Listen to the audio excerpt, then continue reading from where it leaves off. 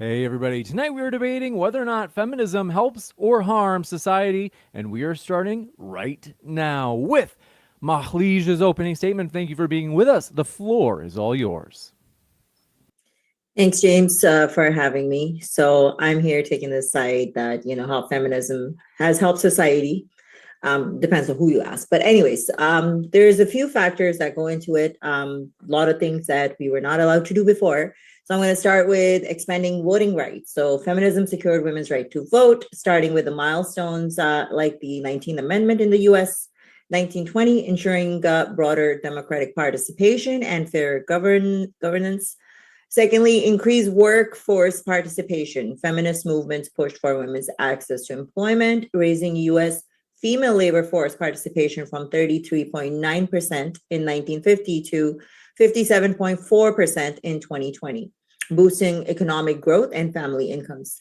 Improved legal protections. Feminism drove laws like Equal Pay Act 1963 and Title IX 1972, reducing workplace discrimination and ensuring equal education opportunities. Advanced reproductive rights. Advocacy for bodily autonomy led to access to contraceptions and safe abortions, empowering women to control family planning and career paths. Challenge gender norms. Feminism has somewhat dismantled stereotypes, promoting equality in roles at home and work, with 40% of US households now having women as primary breadwinner. This was a survey done in 2013. And enhanced social awareness. Feminist campaigns have spotlighted issues like domestic violence and sexual harassment, leading to stronger laws. Support system such as Violence Against Women Act 1994. Just give me one quick second. I'm going to just pull up my second stream here. Slide here. And I can continue.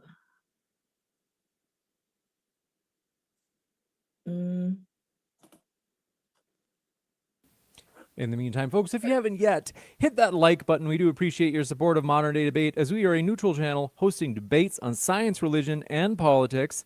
I'm going to give Malij a chance where she can give me the thumbs up when she's ready. But in the meantime, I do want to plug, folks, if you didn't know, as you can see at the bottom right of your screen, you may not know that not only are those four people that you can see at the bottom of the screen going to be at DebateCon, but Jake, aka Jake from Rattlesnake TV, will also be there debating Planet Peterson on Christianity versus secular humanism, which provides a better society. We want to say, if you haven't yet, folks, get in on the early bird tickets. If you want to meet Jake, if you want to come hang out, say hello at DebateCon, get your tickets now. They're linked in the description. What are you waiting for? They're currently discounted. That's only temporary. That's because we're 3 months out. So I want to say, folks, do get your tickets now. Malij, we're ready for you if you are. Okay, yeah, I'm ready. Yeah. So this is my last ending statement. Feminism continues to be a transformative force in society, building on its historical legacy to drive progress in gender equality and social justice.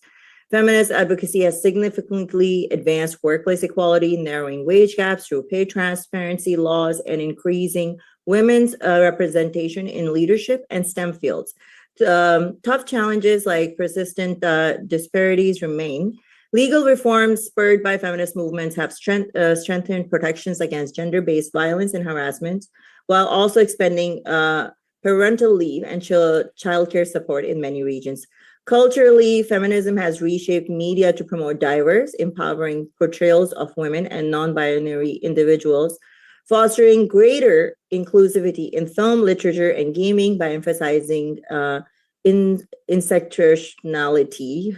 Feminism addresses the unique struggles of marginalized groups such as women of color and LGBTQ individuals, leading to more equitable policies in healthcare and economic opportunities.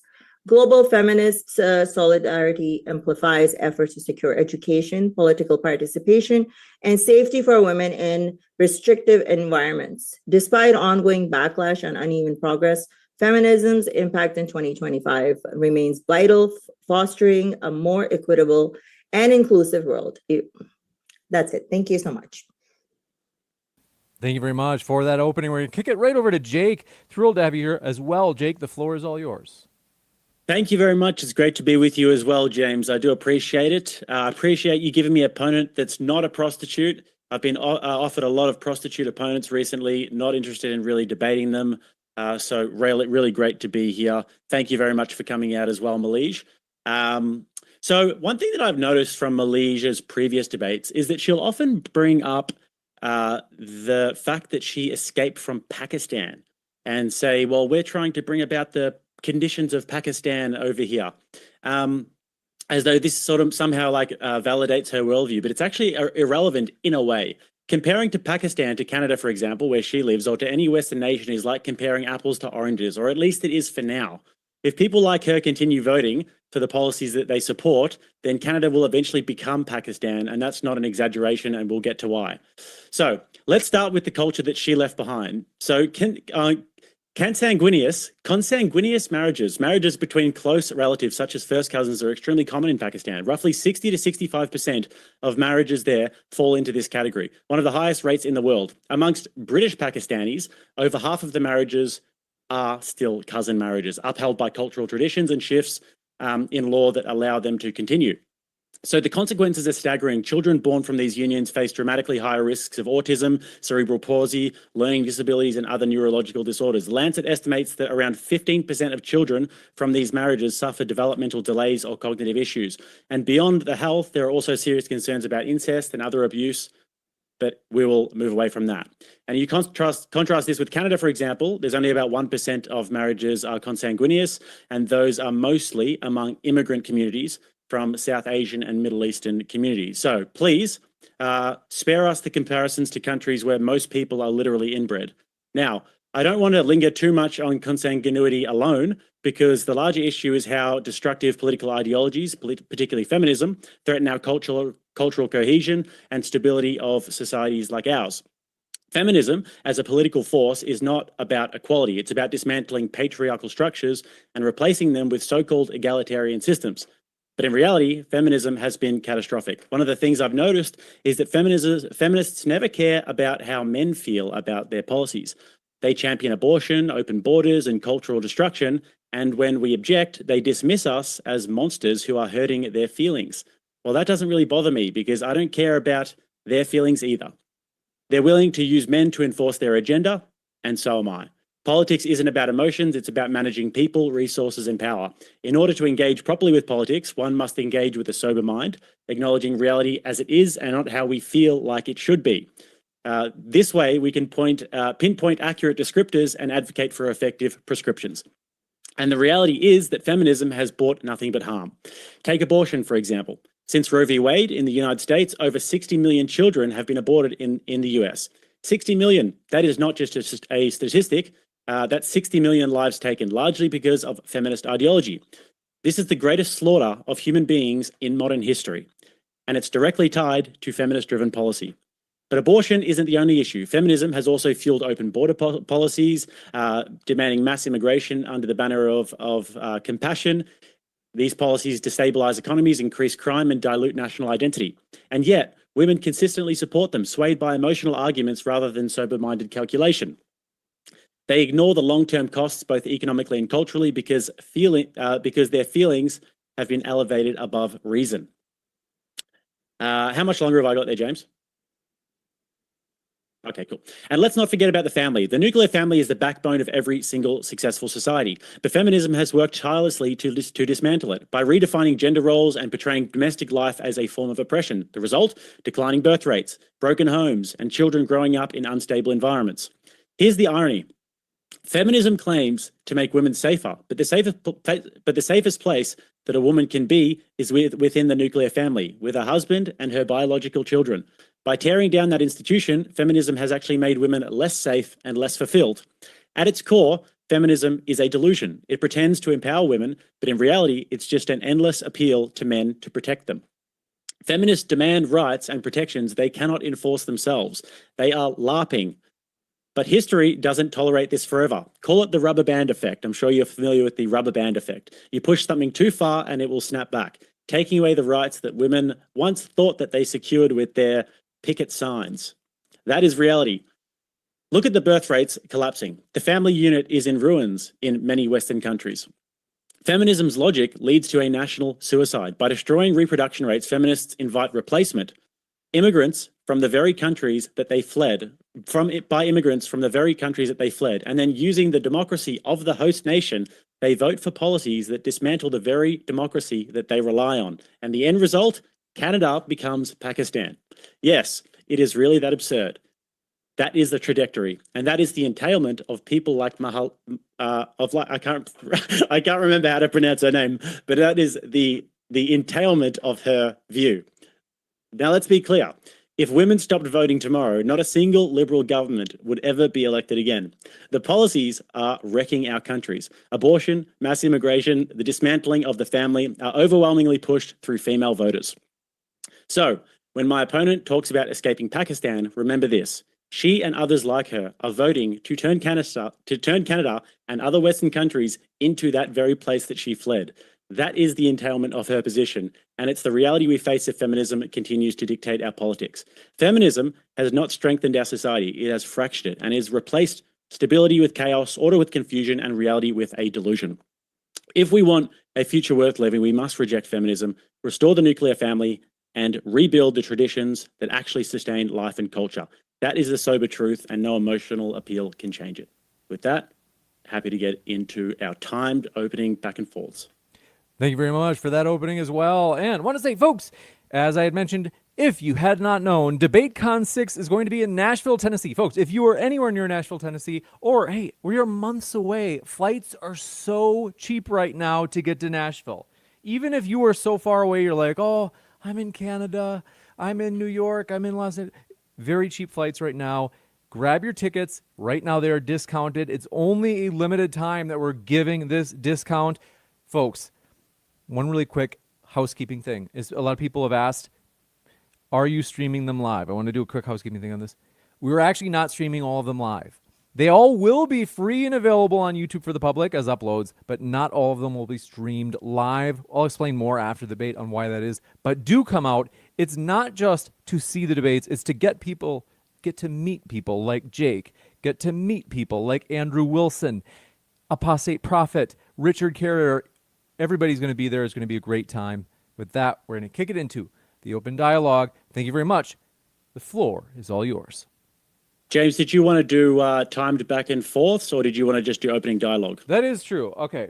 One thing I'm happy to do it, but if we if it does get to to 1 minute back and forths. We're going to start out that way. We'll have Mahlige. I'm really trying my best. I'm not being facetious. You can just call me Molly. It's easier. Thank you, Molly. Yeah, it's Molly will go first.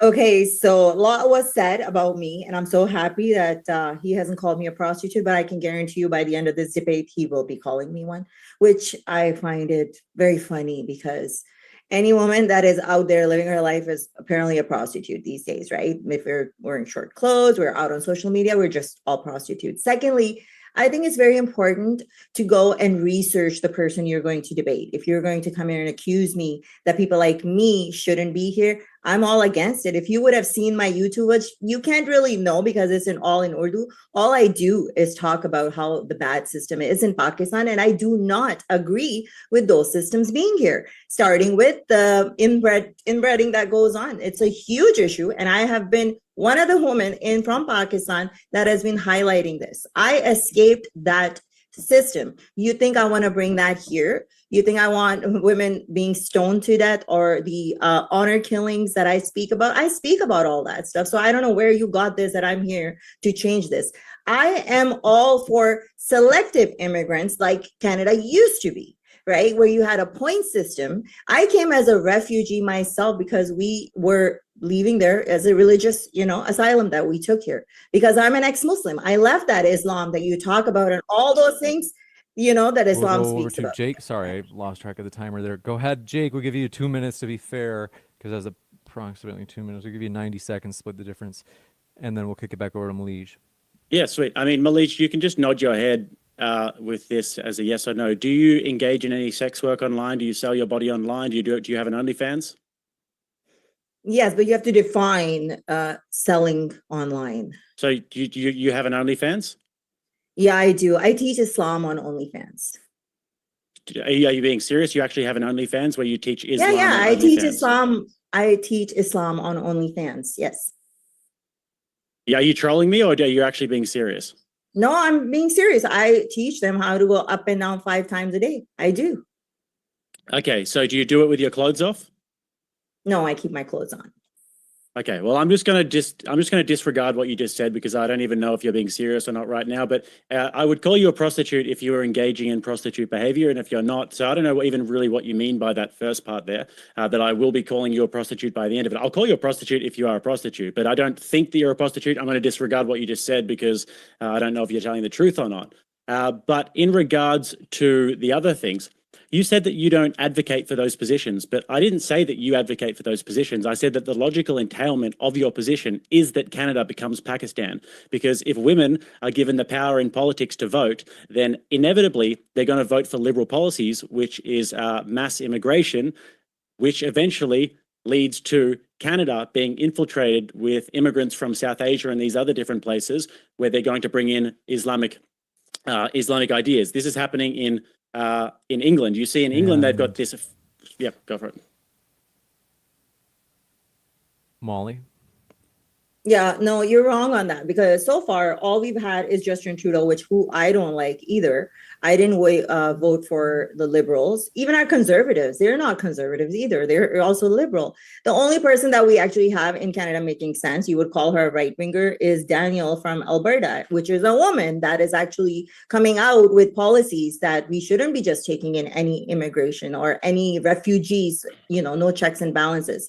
So you saying that me personally doing that? No, there's a lot of people like me, like women like me, that don't want that here. You see that also happening in the UK. A lot of women are standing against it. It was the men that pushed it first. This whole immigration thing, this whole refugee thing was pushed by men that went and created wars in other countries. And now we have to take in all those people as refugees. You can take it Afghanistan, Iraq, Syria, all those places. It wasn't the women that started those chaotic wars. And now you have to take refugees and all those people, asylum seekers, to your countries. It was all decided by men, So you can't always put it like, oh, women only vote for Labor and only, all liberal parties and stuff. No, it's still controlled by men, majority of them. So in Canada, if I was to speak personally, it's the men that are messing up this country, not the women. Yeah, I mean, you can say that, but that actually doesn't make any sense, because if all women were restricted tomorrow and women couldn't vote tomorrow, we would not have any Justin Trudeaus. We wouldn't have your Labor parties getting elected. The reason why these parties get elected in those countries is because they have a massive amount of female voters. If you took away the female vote tomorrow, then politics would go significantly more right, more traditional, and more conservative. So the fact that you have all of these women voting and voting on emotion and voting with empathy and sympathy means that you actually get all of these open border policies. And when you have all of these open border policies, you have the entire Arabic world moving into England, for example, and England now has Muslim mayors, and England has various different politicians that are Muslim, and it's going to become a Muslim country eventually. So all of the women who are voting have voted in populations that will eventually change the demographics of the country, vote out the democracy, and get rid of the feminism that you guys fought for. So it's actually a self-destructive paradox that you exist within. I think it's highly unfair for you to just blame it all on women. If we go in the history, Justin Trudeau's father, were that many women voting at that time? No, but he still won. It was all men voting for him. He started the whole immigration and all this stuff was started by a man. You keep putting this out there. I know many women that are against it, especially the women coming from these countries. I know you keep saying that, but the women that are escaping Afghanistan, Iran, Pakistan, they don't want that stuff here. And they come here and they talk openly about it, that what you're doing, if you're only going to stick to the immigration, asylum seekers and stuff, they're not on the same page. I've been speaking on this issue for a long time. It's the men that don't listen. It's still, like I said, we're still under men's control. In England, tell me one leader that was woman that was pushing this. It's all men. Okay, all so men, what? right? Yeah, so what you're saying is that ultimately men have somewhat of a monopoly on power at the end of the day. So eventually it's always going to be men who are making these decisions because we have a monopoly on power. No, I'm saying that it's not only women. There's also men doing that too. So you can't just be like, oh, it's because I didn't say that it was only women. problem. That's And it's not because No, but it's not a feminism problem that you're having asylum seekers here. You know, there's like a lot of issues along with it. First of all, we shouldn't be going and bombing other people's countries. All right, and let me you're not gonna respond to need the first those, point right? before, because you've been talking for a while now. I'm gonna cut Um, into. We're gonna cut it into a minute and a half responses. Go ahead, Jake. We'll give you a minute and a half as well. Yep. So when you look at the 19th Amendment in America, for example, and when you look at the different suffrage movements around the world, these are feminist movements. These are movements for female empowerment and for dismantling patriarchal systems. So when you have women voting en masse, it's not saying that no men vote Liberal. That's not what I said. And basic logic, when you're having a conversation, normally you want to sort of you want to be able to understand really basic logic, which is that if I speak in a monolith, I'm not saying that there are no exceptions to the rule. So that's a good place to start. So yes, there are also men who vote Liberal, but by and large, it's women who vote Liberal and who vote in these liberal policies. And if women were to stop voting tomorrow, then all of these immigrants would stop coming in because men would create much more conservative systems. Okay, well, not necessarily. Even if we went and voted conservative in Canada, they're still going to have asylum seekers. They're still going to take refugees. They're still going to bring all that stuff in here. So this argument that women are only voting and liberal parties are only going to do that, no, there is a bigger picture of the refugees and asylum seekers coming here than just women voting liberal. Why we vote liberal is because in the past, we've seen what the conservative governments can do, right? Like, for example, we went back on the abortion rights, right? So it all depends, because as soon as the conservatives come, first of all, they bring religion into it. As soon as you bring religion, that takes away my human rights as a woman. First thing that does, whether it is Islam, whether it is like the Christian right, whether it is Orthodox Jews, everybody targets on women first, you know, and our human rights go out of the window. So that's why women vote liberal. Well, first of all, I mean, you can't get rid of women. You can't get rid of religion out of politics. That just fundamentally doesn't make any sense. That's not something that's actually possible to do. And second of all, I'd like to actually know what your prescription is to fix this problem in terms of the birth rate crisis and in terms of the demographic collapse that's happening in Western countries and the fact that they have to bring in swaths of Arabs and South Asians and everything from the third world. What actually is your solution to that?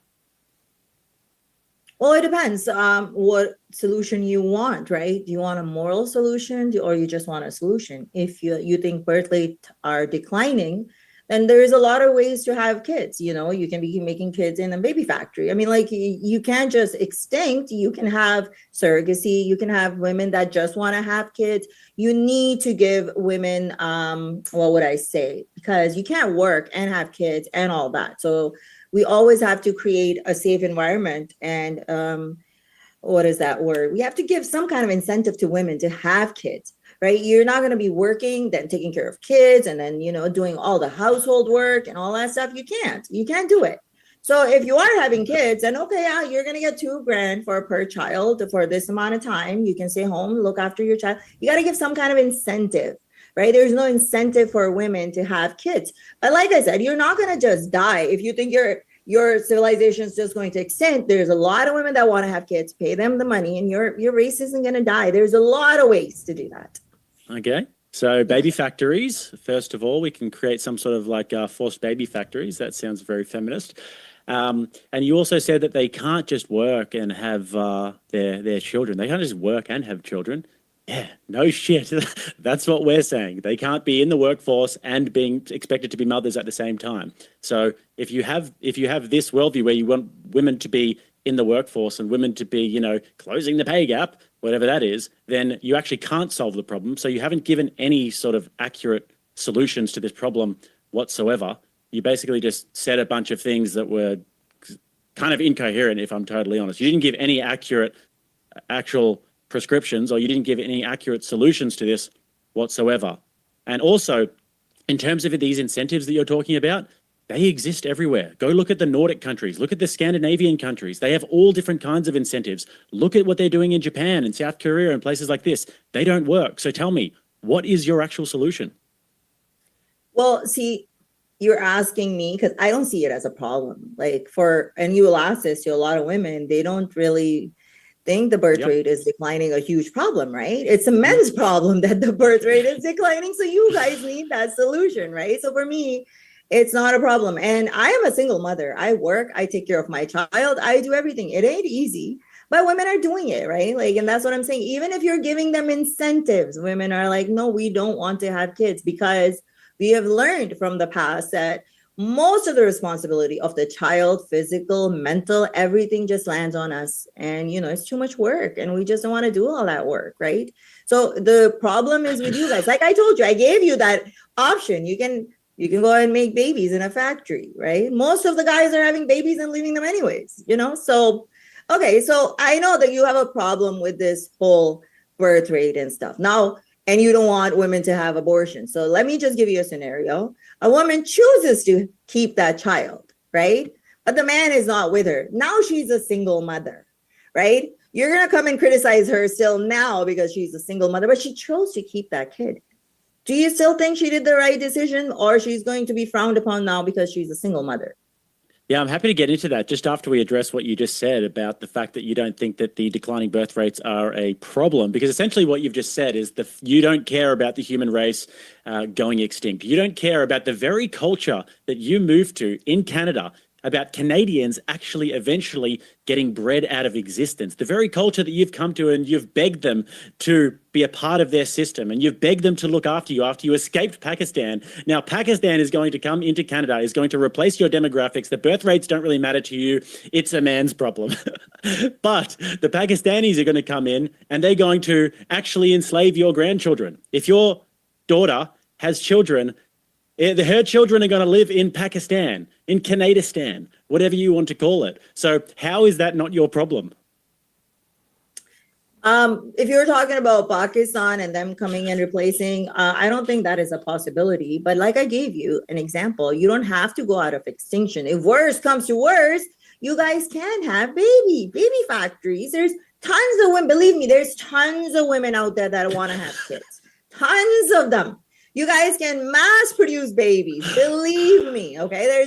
I'm telling you, if you put out an ad tomorrow, okay, that we want to just reproduce white genes, we're looking for blonde women with blue eyes, and we're going to give you each kid that you pop out 10 grand. You're not going to get extinct. Human race is not extincting, because we can see the population in China, India, Pakistan, Africa. Human race ain't going nowhere. No, not for a while. It's not, right? So I don't know why you're so worried about it. I think the population has just been increasing and increasing and increasing. So I don't know how you say that human race is going extinct. And again, we are not coming here and taking over. My child is a Canadian. She doesn't even know anything about Pakistan. She doesn't know anything about the culture. She doesn't know anything about the religion. And I'm not here trying to say, oh, I'm going to replace you. No, you have options. You guys can go and do other things. You can save yourself.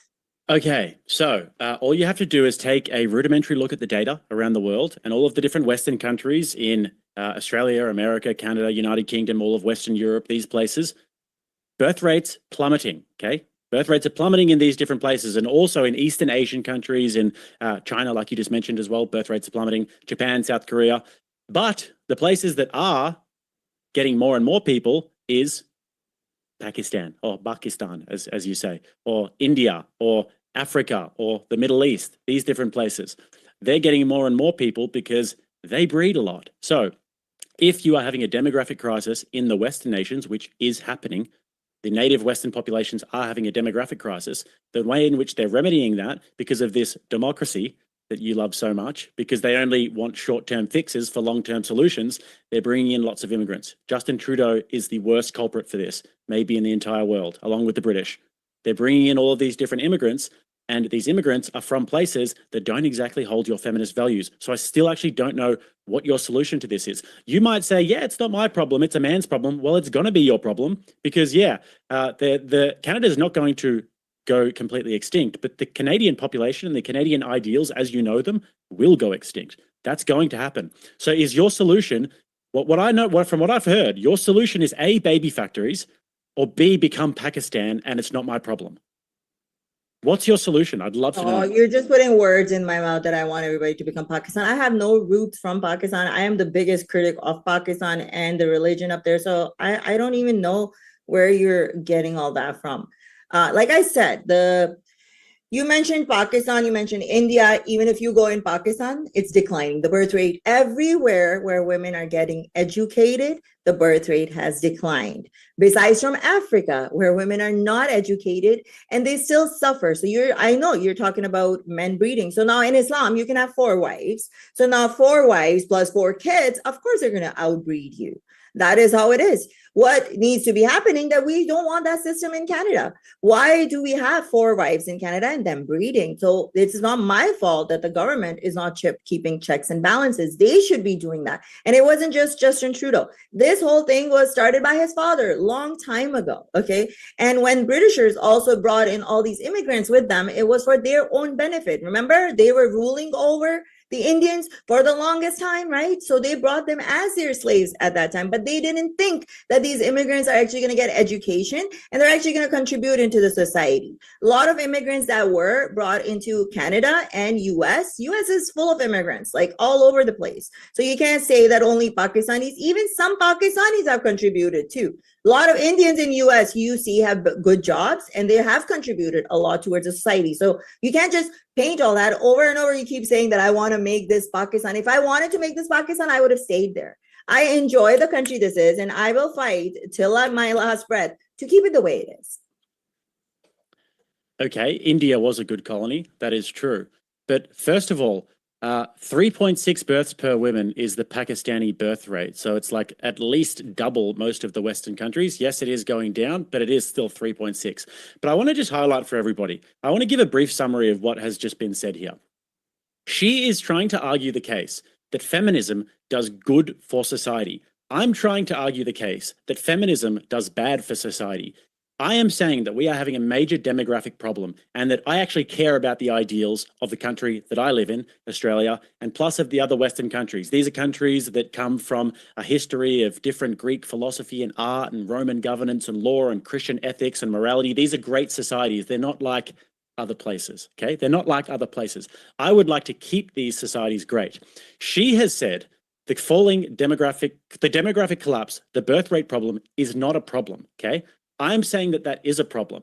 She is saying that the solution to the problem is baby factories, or it's just like, yeah, we'll try and throw some government money at it. Doesn't work, by the way, and I'm being charitable here. Or she's saying, well, eventually it just sort of becomes Pakistan and it doesn't really matter because it's not my problem. That's essentially what she's saying. She's essentially a nihilist. She's saying that she doesn't care about these problems. She doesn't care about the eventual conclusion of these problems. She doesn't care about the logical conclusion of these problems. I'm saying that I do. So audience, please tell me, I would love to know, what is feminism, this ideology here, is that harmful for society or is that good for society? Because for me, it sounds like she's saying that she doesn't care if society goes extinct. No, I never said that the society goes extinct. I like the system that I live in. I came here and I will defend it. Okay. And stop saying that I want to turn it into Pakistan, because I don't want to turn it into Pakistan. I've said it over and over again. I don't know, maybe it doesn't process in your brain.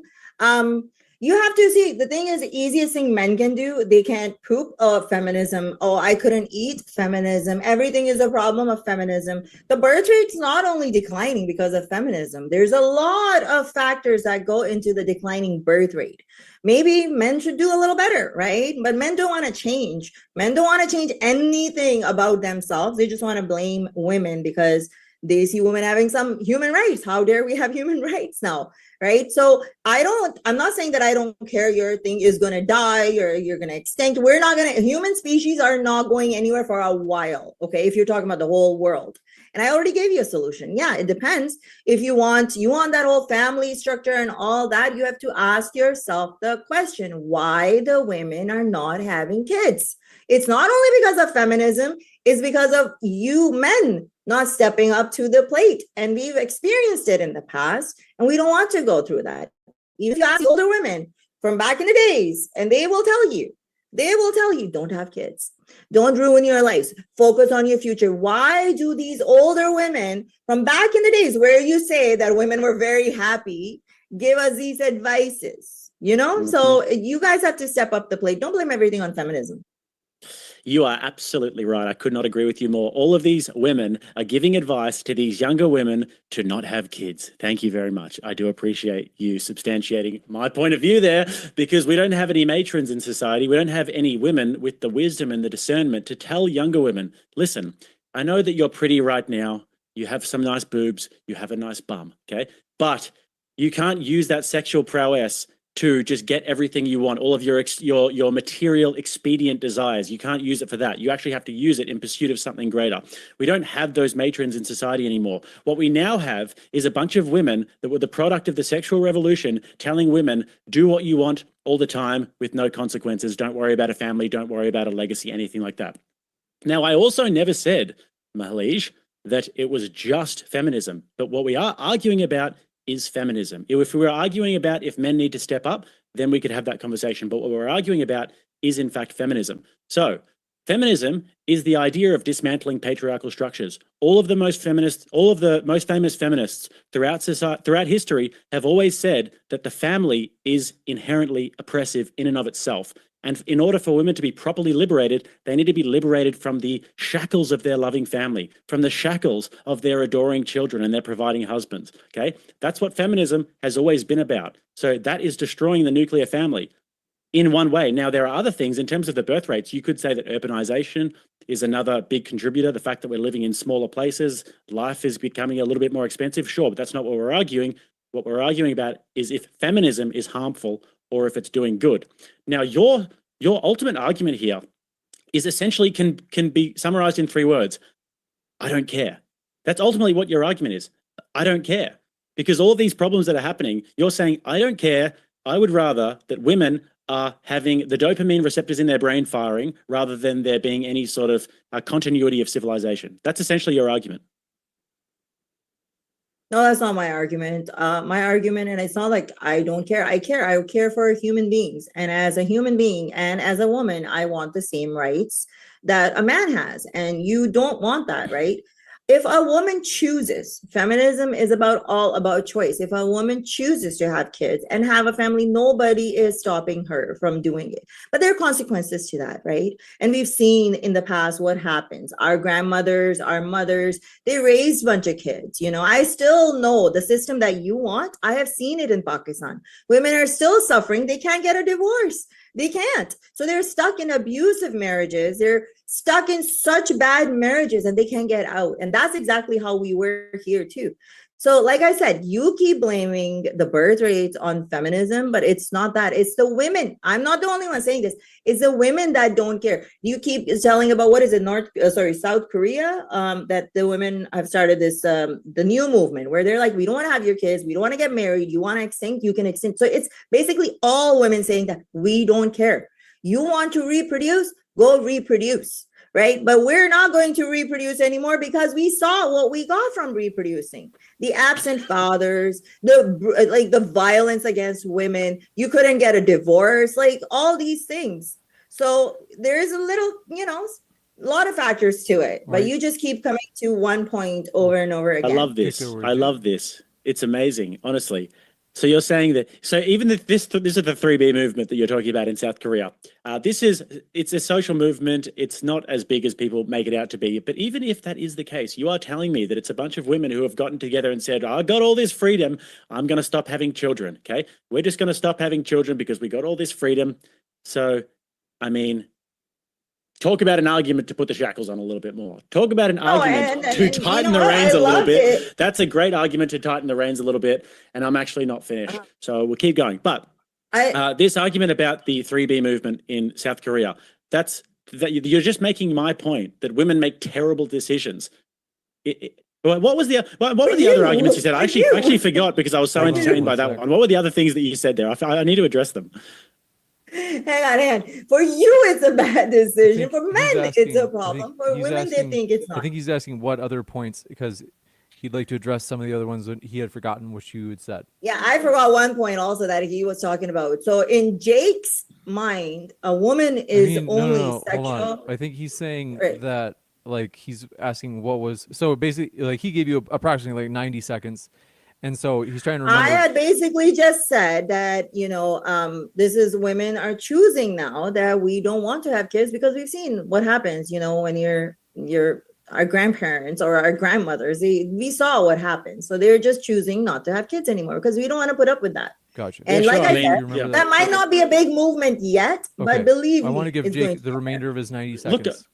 Yeah, look, I have no doubt that the propaganda is going to keep on spreading. I mean, you saw what happened. I mean, you had great thriving civilizations where the nuclear families were all intact and where great civilizations were built, the whole entire Western world. In fact, this Western world that you've migrated to, and you have come in begging them to protect you from Pakistan. You've come into this country and you've said, you know what? We don't want to have kids because we've seen what has happened. What has happened is this amazing society, this once amazing society that you have now come and migrated to, and you're begging them to protect you. That's what happened. But if you want to dismantle it, then sure, talk about being ungrateful.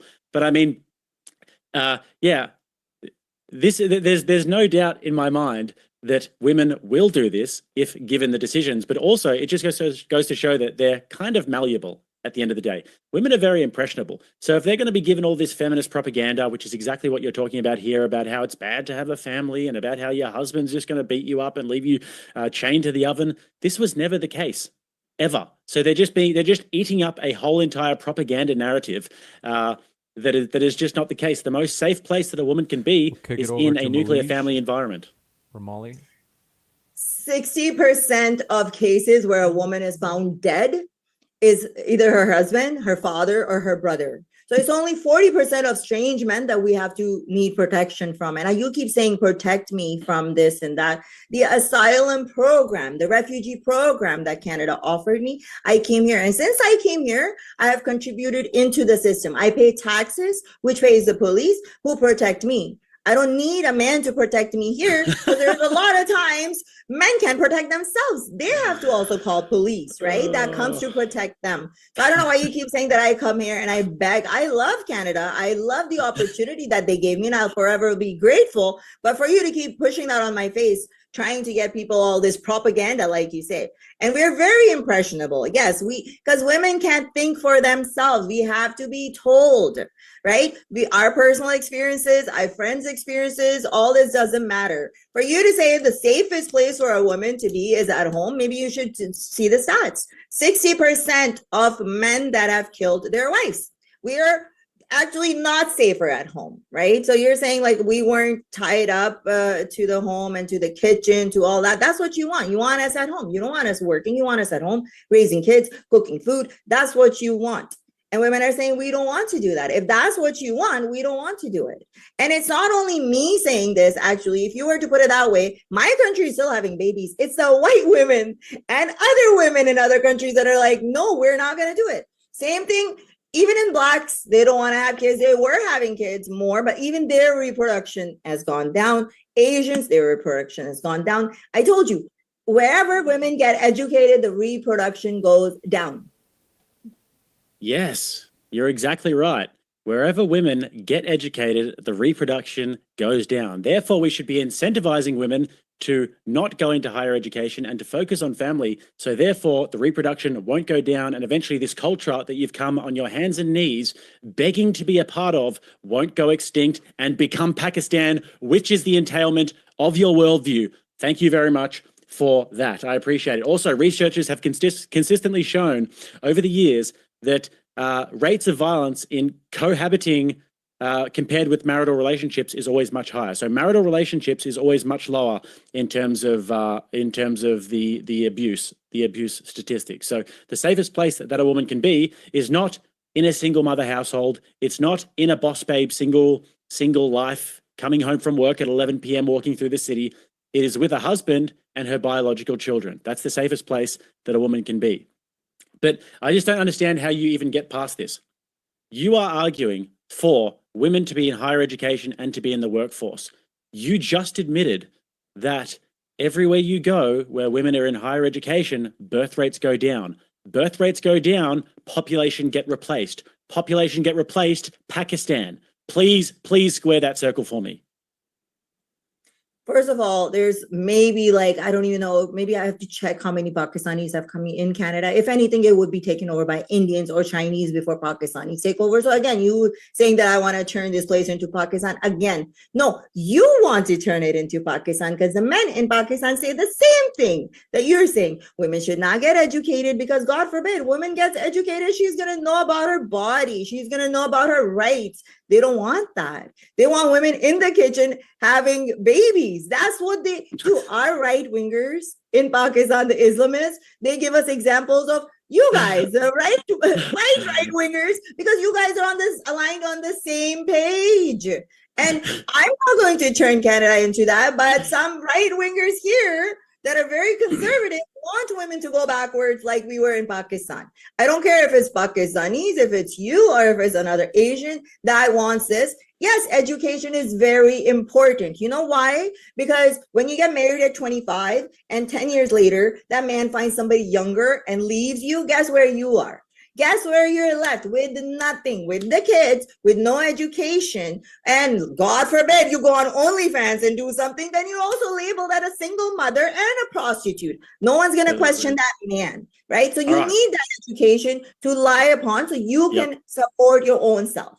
I completely agree. Men should not just be able to leave women. Men should have a responsibility. And this is the way that it used to be back when men could go to prison for leaving their children and leaving their family and not taking care of them. But this also meant that women were more dependent on their husbands. So this actually, I completely agree with you, but I think that we just view this in a different lens completely. And also, I think we established at the start of this that Pakistanis are majority inbred. So I don't want to be compared with a country that is majority inbred, okay? All sorts of different problems going on there. I don't want women to wear burqas. I don't want to stone a woman to death if she gets R-worded, okay? I don't want any of these things to happen. So please, Pakistan, inbred, stoning Fatima to death, different to what we want over here. So it's like apples and oranges. See, again, I am totally against the inbreeding, but let's not even talk about it because I can talk about the Latter-day Saints and then other Christian people that were found here inbreeding in their own kids. You know, what is that here? Those people, Amish people. You should see how many inbreeding goes on in there. Let's not talk about the southern states in US, so much inbreeding goes on there, which I'm totally against, and from Pakistan too, right? I'm not comparing you as I'm talking about your ideologies and what you want to restrict women of. They don't want women education, and that's why a huge number of women don't get educated in Pakistan, and I'm totally against it. You know why? Because women need to support themselves. I already gave you that example. You know, that men do leave, they walk out, and they get nothing in return. So it is very important for a woman to have at least decent education so she can support herself if that scenario arises. But that's what the whole thing is. The feminism that I believe in gives you the choice. If you want to get married, you can get married. However, Jake earlier said that when you're 25 and your boobs are perked up, that's the only value us women have. And we were like more sexual. So we better use it at that time, because God forbid we expire after 25 or 30 and we're single. No man wants us then, because all these 40-year-old men want 18 and 20-year-olds, right? Yeah, in Pakistan they want 9-year-olds, by the way. So which I'm totally against. Another reason to not compare us to Pakistan and to but you don't want women to go to school, right? You don't want women to go to school. When did I say I don't want women to go to school? You say you don't want women having higher education because it's a problem. No, I said that I think that women should be disincentivized from going into higher education, but you just conflated and said that I don't want women to go to school. I think. But why do you not want them in higher education? Women always were educated in America, for example. Women always were educated, and in many studies and statistics, it shows that women were more educated than men. They had better high school education rates than men. So that's just a delusion. That never happened. This is not Pakistan. No one's trying to marry a 9-year-old. That doesn't happen over here. So anyways, but in terms of the voting though, I actually want you to tell me why your system is better, because in my system, there would be age restrictions on voting. There would be civics tests with voting. You would have to be a net contributor to society and not just taking from society. And you would have to be actually having skin in the game in terms of property, for example. If you want to vote on property matters, then you should own property. So tell me why your system of universal suffrage is actually better than my system. Well, no, I actually agree on a lot of things with you. However, I think everybody at, there should be an age restriction. Maybe you're 18. I think that's just perfect the way it is. Property you were talking about is so more single women own property now than men. So we should get a right to vote. I myself own a property, and I think it's important for me to vote because I'm a part of the system. I got to figure out if my roads are done, if my sewer is working or not, So I have to be part of that voting system. However, I've also heard these men, in US, in Canada, saying that women shouldn't vote at all. I totally disagree with that. We are hugely contributing into the economy, and we should have our right to vote. Yeah. Yeah, I don't believe in a gendered voting system. I believe that you have to have skin in the game. So you have to, like, I think the ideal would be one family, one vote. So if you have a family, the man votes because the man is the head of the household. But then there are other constrictions as well. And this is generally speaking in the US, for example, they've got the different states. The different states had different voting laws. But you had things like if you had property, if you're a property owner, you could be able to vote, etc. But I want you to actually tell me what your voting system, because it sounds like you're in favor of universal suffrage. So why is your system better? What do you mean my system? I'm happy with the Canadian system the way it is. I don't want anything to be changed here. I know that, and I'm saying why is it better? Voting age is 18, and that's it. I think it's already working perfectly. Yeah, and that's a democratic way. I'm all for it. I don't want to change it. You want to change it. You want to say, oh, men is the head of the household. A lot of times they're not, they're not even making that much money. Women are now making a lot of money. A lot of women are the breadwinners. They should make the decision. Anybody that is spending more money and contributing towards a society, I think should be then. So if a woman is making more than the man, then she should be the one going and voting. Okay, so I'm going to ask the question again. I'm saying why? Because I hope you understand that your system, in terms of universal suffrage, the system that you support, in the Canadian system, for example, that's been around for all of 5 minutes. That's very new, actually. So tell me, why is your system better than my system? I don't know. What are you talking about? My system, Canadian system is different than Australian system. The system that you just advocated for. Yeah, it's not different. Like you so said, want that universal suffrage. No, you wanted the voting system. Only the man can vote, and certain people should be able to vote. Certain people that are, I guess, not contributing to the society shouldn't be able to vote and stuff. Whereas I say it should be the age restriction. Yes, you can, in a way where I would put a stop to it. If you're a newcomer here and you don't know anything about the government and stuff, I don't think you should be able to vote, which I'm against it. But if you're a Canadian citizen and you've been here contributing to the society, even if you are on welfare, you should have a say. Okay, so why is yours better than mine is the question. I don't know. Tell me, what is your system? I just told you that there would be all different kinds of restrictions on voting. I don't believe in universal suffrage, that somebody turns 18, some retard who goes for sushi with their friends and who has blue hair and who eats tofu. I don't understand why these people have to be voting at 18 years old when they're talking about dismantling the patriarchy and overthrowing capitalism with their blue-haired Marxist friends in their university halls. I don't understand why those people vote. That doesn't make any sense to me. So age, civics tests, being a net contributor, property matters, and then you've also got family as well. That could be another one where you have one vote, one family. People who actually have skin in the game. Did you have that system before? Yeah, you did have a lot of those systems. How did that work out? It was fantastic. According to who?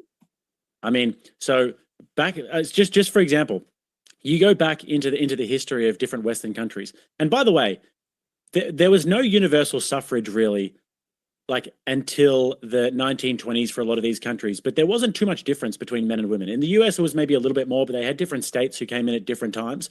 But in older times in the United States, you had more intact nuclear families, you had higher birth rates, and these are just two of the key markers in terms of a healthy society.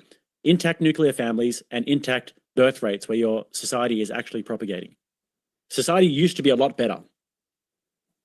That's according to you, right? There's no data. Well, it's not according to Alfred over here. It's according to me because I'm in the debate, yes.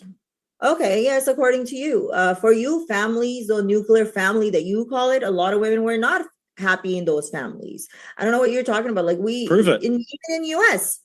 Prove it. Well, you can't because there was no way to prove it. You prove it to me that they were happier. You prove it to me with data that they were happier. The women were happier. Sure. Okay. Women are more heavily medicated today than they ever have been. And generally speaking, the most heavily medicated women are women who are 30s, 40s, 50s with no family, no husband. men are also committing more suicides. There's a lot of That's not what we're talking about. factors that depend on medication. Before, we didn't even have a lot of symptoms that women have, and even in general, and men have. We didn't even diagnose those back in the days, right? Now we actually have a diagnosis. Women also go through a lot of stress. Women also go through PTSD. We go through a lot of emotions, right? So it's not only that we're just getting heavily, it's not only to the feminists. We are working more. It's getting expensive. There's inflation. There's a lot of contributions to that. Men are also committing a lot more suicides. Why are men dropping dead? Especially the single ones, right? I love it. You're like an advocate for my positions. Tell me, why is that? Why is feminism to blame for that? You can't give me a data that says the women back in the 50s or 20s, 1920s were way happier than they are now. Just because they weren't taking medication. You know what they were doing? They were probably sniffing coke. You didn't even know. They were heavily drinking. That's what they were, smoking cigarettes, remember? Everywhere. So, I know, I get it. I get it. No, look, I understand you've watched Thelma and Louise. I get it. You've watched some of the Thelma and Louise movies, and this is where you get your sort of idea of what it looked like back then. Actually, I don't even know what that is. Actually, I don't even know what that show is. I get it. You've watched the movies, and this is where you got this from. But yeah, so you just said that men are killing themselves at a much higher rate. Well, I would actually argue that one of the things that creates this sort of ideation in men is having a lack of meaning and having a lack of purpose in life. And generally speaking, where men are going to get meaning and purpose from is from, and it might sound funny to you, I'm not sure why it's funny to you, but where men are going to get meaning and purpose from is having a family and having people to provide for and having people to actually support. So the lack of the nuclear family, I would actually say, and the lack of purpose and the lack of actual sort of vision that a man can have for his life, and the lack of structure that we have these days actually is a contributor to that. And men are much more lonely these days, I would say. So there's that. And also, it's just a fact that women are much more heavily medicated these days. I mean, they're the most medicated people in the world, these women who are childless. So, like, why is that?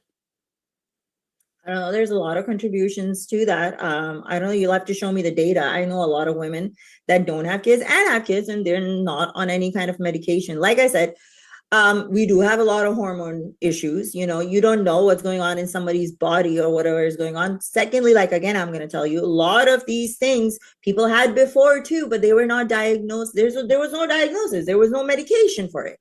So now that's why you see it, more people having it, right? Same, like, I'm going to say the same thing again for the men. They're killing. And yes, men are lonely. I was laughing because you're like, men need a purpose. Do you know how many men out there are still going around? They don't want purpose. They're all judging women. Oh, you do this. Oh, we don't want this. So, you know, beggars can't be choosers. Women choose, and you get, if you want that purpose, then act like it, right? Women can't find good partners because men don't want to contribute anymore. They want to be the females. All the men I come across, they want to be the females. This is a point that we can actually chew on. You can blame this on men because they're not finding purpose. Like, what should we do? Look, this is actually something that we could come to some sort of a mild agreement with. I think that we can actually have something to nibble on here, okay? You and I, together at a nice restaurant, okay?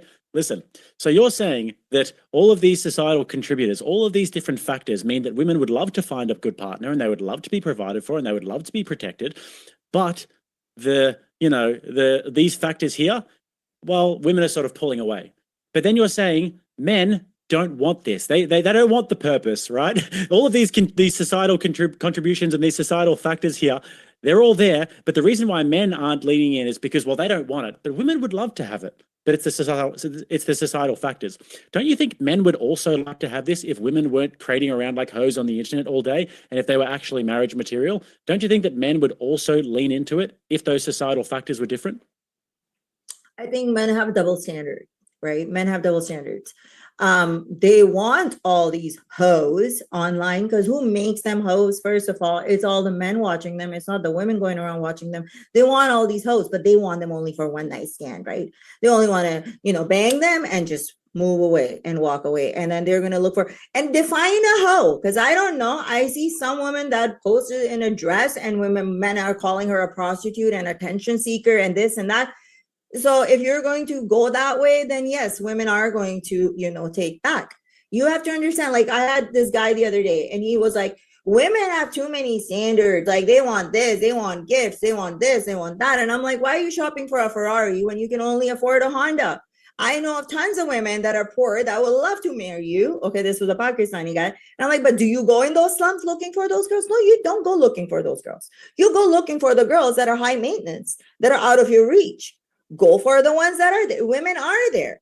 But men are still manipulating women, like the same things that I keep hearing from women over and over again. Men are still not serious. They're not serious. They're not. You keep saying it. Where are these serious men? They're cheating. The biggest thing we saw was those two couples cheating. Look at that CEO. He was still cheating. And I mean, both of them, I would say, are rotten human beings for cheating. Both of them, men and that woman. But no, men have to step up. They really do. Okay. It's interesting because when I look at this, and you can tell me how you feel about this, but when I look at the different duties of men and women in society, I think that they actually do have separate duties, men and women. And just for the men, for example, our duty is to protect and uphold society. So we're in charge of procuring resources. We're in charge of building things. We're in charge of distributing resources. And we're also in charge of protecting the nation. If you look at the nations that we exist in, Canada, United States, Australia, they're largely pretty safe nations. And that's because the men are doing their duty in protecting the nation. If you look at all the infrastructure, if you just go to your toilet and you press the button, it doesn't just go push-oo and just sort of disappear into thin air. There's like a whole plumbing system that's going to be built by men. And then under the roads, there's going to be sewage systems, and there's going to be sort of different, all of these different pieces of infrastructure that keep the society going as you know it. You know, you click the button on the remote and your air conditioning comes on and you're not hot anymore. These sorts of things. So all of these are actually the duties of men to uphold society. What are the duties of women, and are they actually upholding their duties? Women are the ones that are holding this whole society together. We are taking care of your kids. Men don't take care of their kids. You guys don't take care of, you're out there working. Women are now working and taking care of the kids, right? So if we stop taking care of the kids, you're already screaming because we're not having kids. But yes, this is why we're not having kids, because all the burden, we're the only parent. Even if you're married, you're the only parent that has to do everything, cook, clean, child appointments, everything. The father just comes at the end of the day, oh, hi, how was your day? And this, and that's it. That's the fatherly duty that he has to do. So do you understand where all this is coming from? I hope that. Well, I mean, just with that, we can go there if you'd like. I mean, so essentially what you're saying is that it is actually an affront to women to have to work and be able and be a parent at the same time. So to do all the parent duties and to have to work a full-time job, that's too much for women to actually take on board. And you feel like they're overburdened. It can be, but it's not that it's not manageable. I manage as a single mother, actually. But it's not ideal. But it might not be ideal, but life's not ideal, right? You get married and your husband dies. Like a lot of these men used to go, you were just talking about, to the war, and they died. Then what? The woman had to survive on her own, right? Let me just paint you a little hypothetical, okay? Yeah. Just say there was a mystical fairyland out there where, generally speaking, women weren't going into higher education. They were focusing more on purely family duties, and they weren't having sex outside of marriage, and they were waiting until marriage. So therefore, all of these gross, disgusting men that you're speaking about couldn't go and get the milk for free. They had to buy the whole cow. So then what they did was they waited until marriage, they got married, and then the man would provide and the woman would stay home and do the domestic duties, and she would also have time to paint pictures and draw things and plant some things in the flower bed or whatever else she wanted to do. Maybe she wanted to have a business that was operating at a loss. Who knows? But say in this mystical fairyland that existed and the women weren't overburdened with working and they actually had a reliable partner, do you think that would be something that would be positive? No, see, you're not understanding. It's about the choice. If a woman wants to do that, have somebody there to provide for her, that's fine. But women, I know in a lot of cases, they will take the harder road. They'll be like, we'll work, we'll take care of our kids, but we don't want to deal with this toxicity. We don't want to deal with this abuse, the violence. We will do hard work, but we will be at peace with it. You know, do you understand? So they'd rather be single mothers. Yeah, they can be single mothers. Why not? Rather. Why can't they be single mothers? If I'm saying so they would rather be single mothers. Yeah, if you're getting abused every day and beaten and you might get killed one day. So that's the norm, you're saying. That's the norm you're saying? You're Well, saying yeah, the normal 60%, experience. 60% of domestic violence is by men in they're married. No, I'm saying this is the normal experience. So you're saying that you're more likely, if you're getting married, if you're actually better off being a single mom, because if you go and get married to a man, you're likely to get killed. You probably are. Yeah. Whoa, You probably are okay. likely to get killed. And not only that, you have to do the labor. It's like, honestly speaking, I know what the problem is. The problem is that women are in 2025, whereas men refuse to come to 2025. They still want to live in the 1920s. They do, right? They don't want to move forward. So we're not your mommies anymore. We're not going to cook and clean and do all that. Even if I'm staying home, the fact that you were like, oh, you can paint this and that. No, things have to get done at the house. You don't have time to go around and paint. And then second, he was like, a business that's probably failing. Why? Do you know how many women entrepreneurs are there that have successful businesses? But the fact that you think as women, we're always going to fail, right? That's just your mindset, because you always think women are less than you. Okay, the infrastructure that you talked about, yes, I will give it to you. That men had created all those things. Sorry, one last point. Created all those things, and I totally get it. Because they were the only one getting education. If women were getting educated, now you can see women are in all kinds of different professions out there. Third, lastly, I want to say you keep bringing this protection. Who do I need protection from? Men. On the last point, you did mention on the last point that was your last point. So before we get to the last point, I just want to give Jake a chance to respond as well.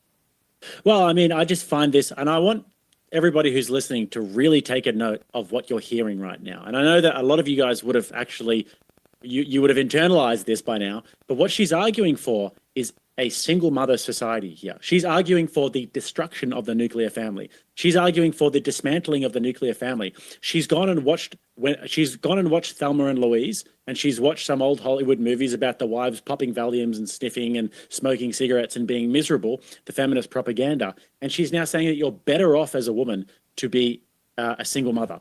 We know that if kids are single mothers, they're much more likely to be criminals. They're much more likely to live in poverty. It's a much more dangerous society. Single mother households, the kids are much more likely to be abused by the partners that come in. But that's all okay. And the reason why that is all okay is because she watched Thelma and Louise, and she thinks that women are more likely to get abused than not, and that is the best thing because women should be terrified of men because men are evil. Just to let everybody know, that's what's happening in this debate. I think it's just because men now go on podcasts and everybody's listening to podcasts. So they think that any woman that's going to come here is just like by propaganda, only watches things on feminism and this and this. It's not propaganda. It's my lived experience. Believe me, I came from that place where I was not able to breathe, right? So when I come here and I hear from men that no, you shouldn't be wearing this. You should be wearing this, because that makes you look like a slut and a prostitute. And you're going to be called as such, right? God forbid you go have an unprotected sex or out of the bed, and you're going to be shamed. You're a prostitute. Men can do it. That is fine. Men have always done it. Even before, when they were in marriages, they were still going outside and having sex with other women. Men have always done it. So I don't know why you keep saying that I don't know. You just keep pushing words in my mouth and just telling your audience, oh, look at this. And I have no propaganda. You're the one doing the propaganda to the audience right there, telling them, oh, look, she wants a single mother. I never said that I want a single motherhood, but I want an alive mother. I don't want a dead mother. I want those kids to have a mother. Okay. And the trauma. He wants a woman to stay in a relationship where the guy is physically abusive, mentally abusive. A lot of you men are coming there with your childhood mommy issues. And we're not your mommies. We're not. We have kids. We're their mommies, right? Then again, him and another person that had told me that, there's always a risk from men that will come and sexually abuse the kids. And another person that Andrew that I was talking, he's a step parent himself. Not all men do that, but it is the men that do it. Again, it's your gender that is a problem. There you go. You admitted with me. So I'm not advocating for a single motherhood, but I am saying that you're alive. And if you have an abusive and toxic partner, leave. By your own logic, I could just say, well, not all men are going to do that. but only men will do it. But the exception doesn't but make only men it will do doesn't it, even right? make sense because you're actually just wrong about that. But you have to understand, guys, when you're talking to somebody and when you're having a debate with somebody, if you make a statement and then they say, yeah, but not all, that is actually somebody who doesn't really understand basic logic and how to engage in a debate in a really basic way. So yeah, I'm not going to use that. But just to zoom in on what you said before, you are advocating that women are better off having children and breaking up their families. You are advocating for a single mother society. Go and look at Black America and see how it's going for them. Okay, go and look at the African Americans and see how it's going for them. We can. There's an abundance of evidence for this. Kids from single mother households are even more likely to be gay. Okay, they're even more likely to be gay. Okay, there's a correlation there where they're making gays. Okay, so anyways, kids from single mother households, they're more likely to be violent criminals, gays. Okay, they're more likely to live in poverty and all of these things. You can look at African Americans. They had 25% single motherhood rate in the 1950s and the 60s. Or the 40s, sorry, and then now they're up to 75%. And look at those communities, how it's going. It's not good. Yeah, but you have to understand, those are like, the African Americans. They're very violent people. Their parent partners are very violent. Lots of abuse. Now, people, listen what Jake is saying. Jake is saying that I am saying, and he totally refuted my point. I am saying that if you have an abusive partner that is physically hitting you every day, a toxic partner that is always verbally abusing you, or just sucking the energy out of you, which is not only bad for you, it is also bad for your kids. He's okay with a man coming and slapping you here and there a little bit in front of the kids. He's okay with kids seeing that trauma. He's okay with that, rather than you taking them out of that toxic environment. And that not even physically, even the fighting, the bickering, the screaming, I watch a lot of serial killers and stuff, and a lot of these serial killers come from both parents' home. And the fact that if they were gay, do you understand being gay? I don't get it. How you don't understand. Gay is a choice. No. I'm sorry, a man has a penis and it gets erected when it is attracted to something. So if it is not attracting, it's not getting up looking at a female, it is getting up with a male. You can't control that. There's no control over it, who you get sexually aroused by. I'm sure you have a preference in women. You might like white, beautiful, blonde hair, blue eyes women, right? You are only sexually aroused by them, whereas you're not aroused by a Black woman, right? So now, should I force you to go sleep with the Black woman because you're not aroused by it? Same thing with gays. You can't say that, they're born gay and these women are turning them gay. Okay. That's such a stupid argument. Let's hear more about Jake's sexual preferences. Do you like Black women, Jake? Do they arouse you? Look, they say the blacker the berry, the sweeter the juice. I say the blacker the berry, the less my kids look like me. So not necessarily.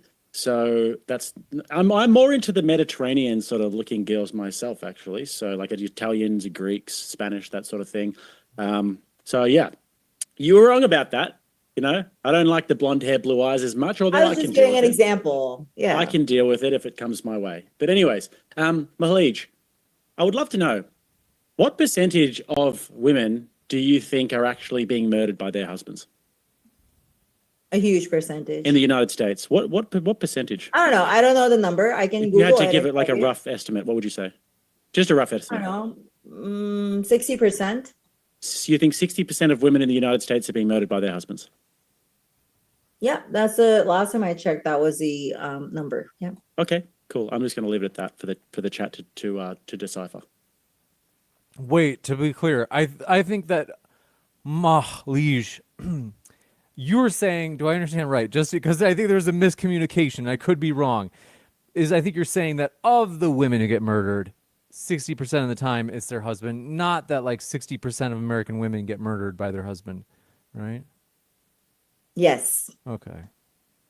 If you have 100 women and they were murdered, 60% of the time it is the person in-house. Same thing with kids. When they're molested, it's most of the time molestation is done by somebody that they know in their house or relatives. It's somebody that they know.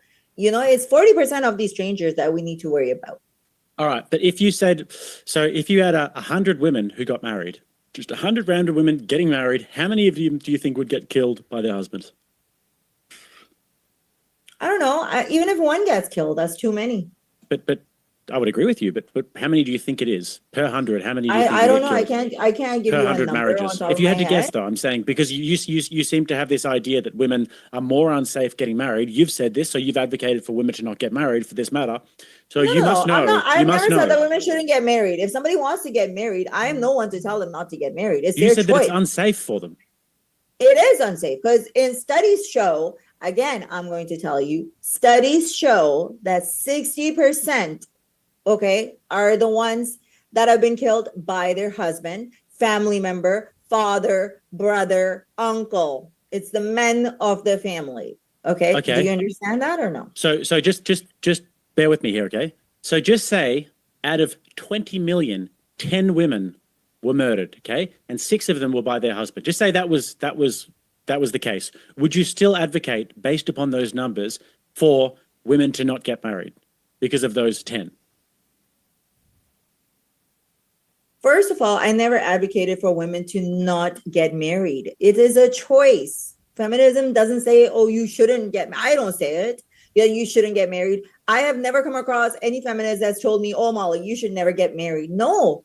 If you find somebody and you want to get married, you want to be a stay-at-home mom, no worries. Do ahead. Go ahead and do it. But the problem is with you guys. You want us to only do that and push that on us. Some women don't want to get married. Some women don't want to have kids. Some women want a career.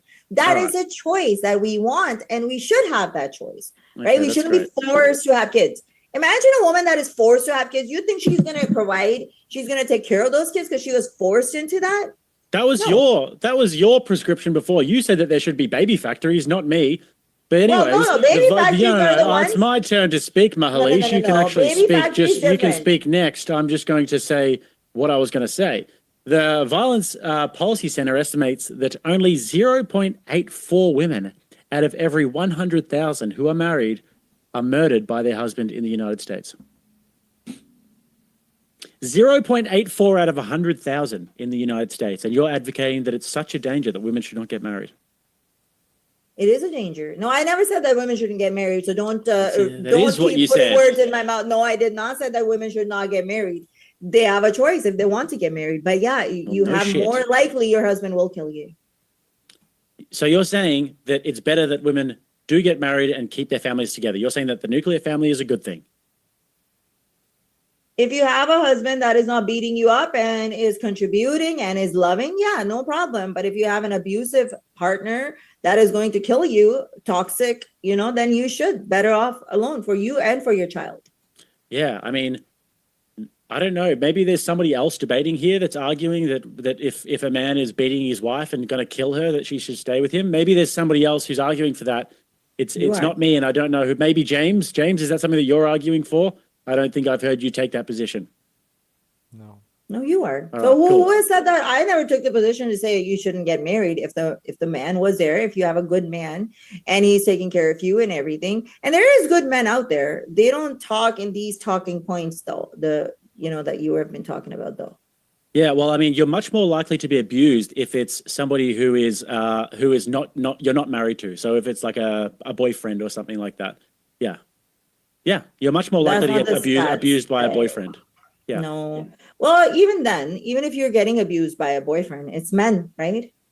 Yeah, but I'm saying that I'm saying that the nuclear family, having a husband and children, is the safest place that a woman can be. You're arguing to dismantle that. So you're arguing to put women in perilous situations. And actually, ultimately, we've actually established here that you're arguing that Canada eventually becomes Pakistan. So all of these things that you're arguing for about women being in extremely unsafe situations where they can get stoned to death, Fatima can get stoned to death because she was SA'd by a guy, you're arguing to bring that to Canada. And I know that you think you're not directly arguing for it, but if the entailment of your argument, if the logical conclusion of your argument is that, then you're arguing for that, whether you like it or not. And actually, if I didn't know any better, and if I just had to have an objective assessment of you, I would think that you are potentially Pakistani intelligence, and you are potentially actually a subversive who is coming to Canada and who is actually subverting the Canadian political system to try and have all of your cousins from Pakistan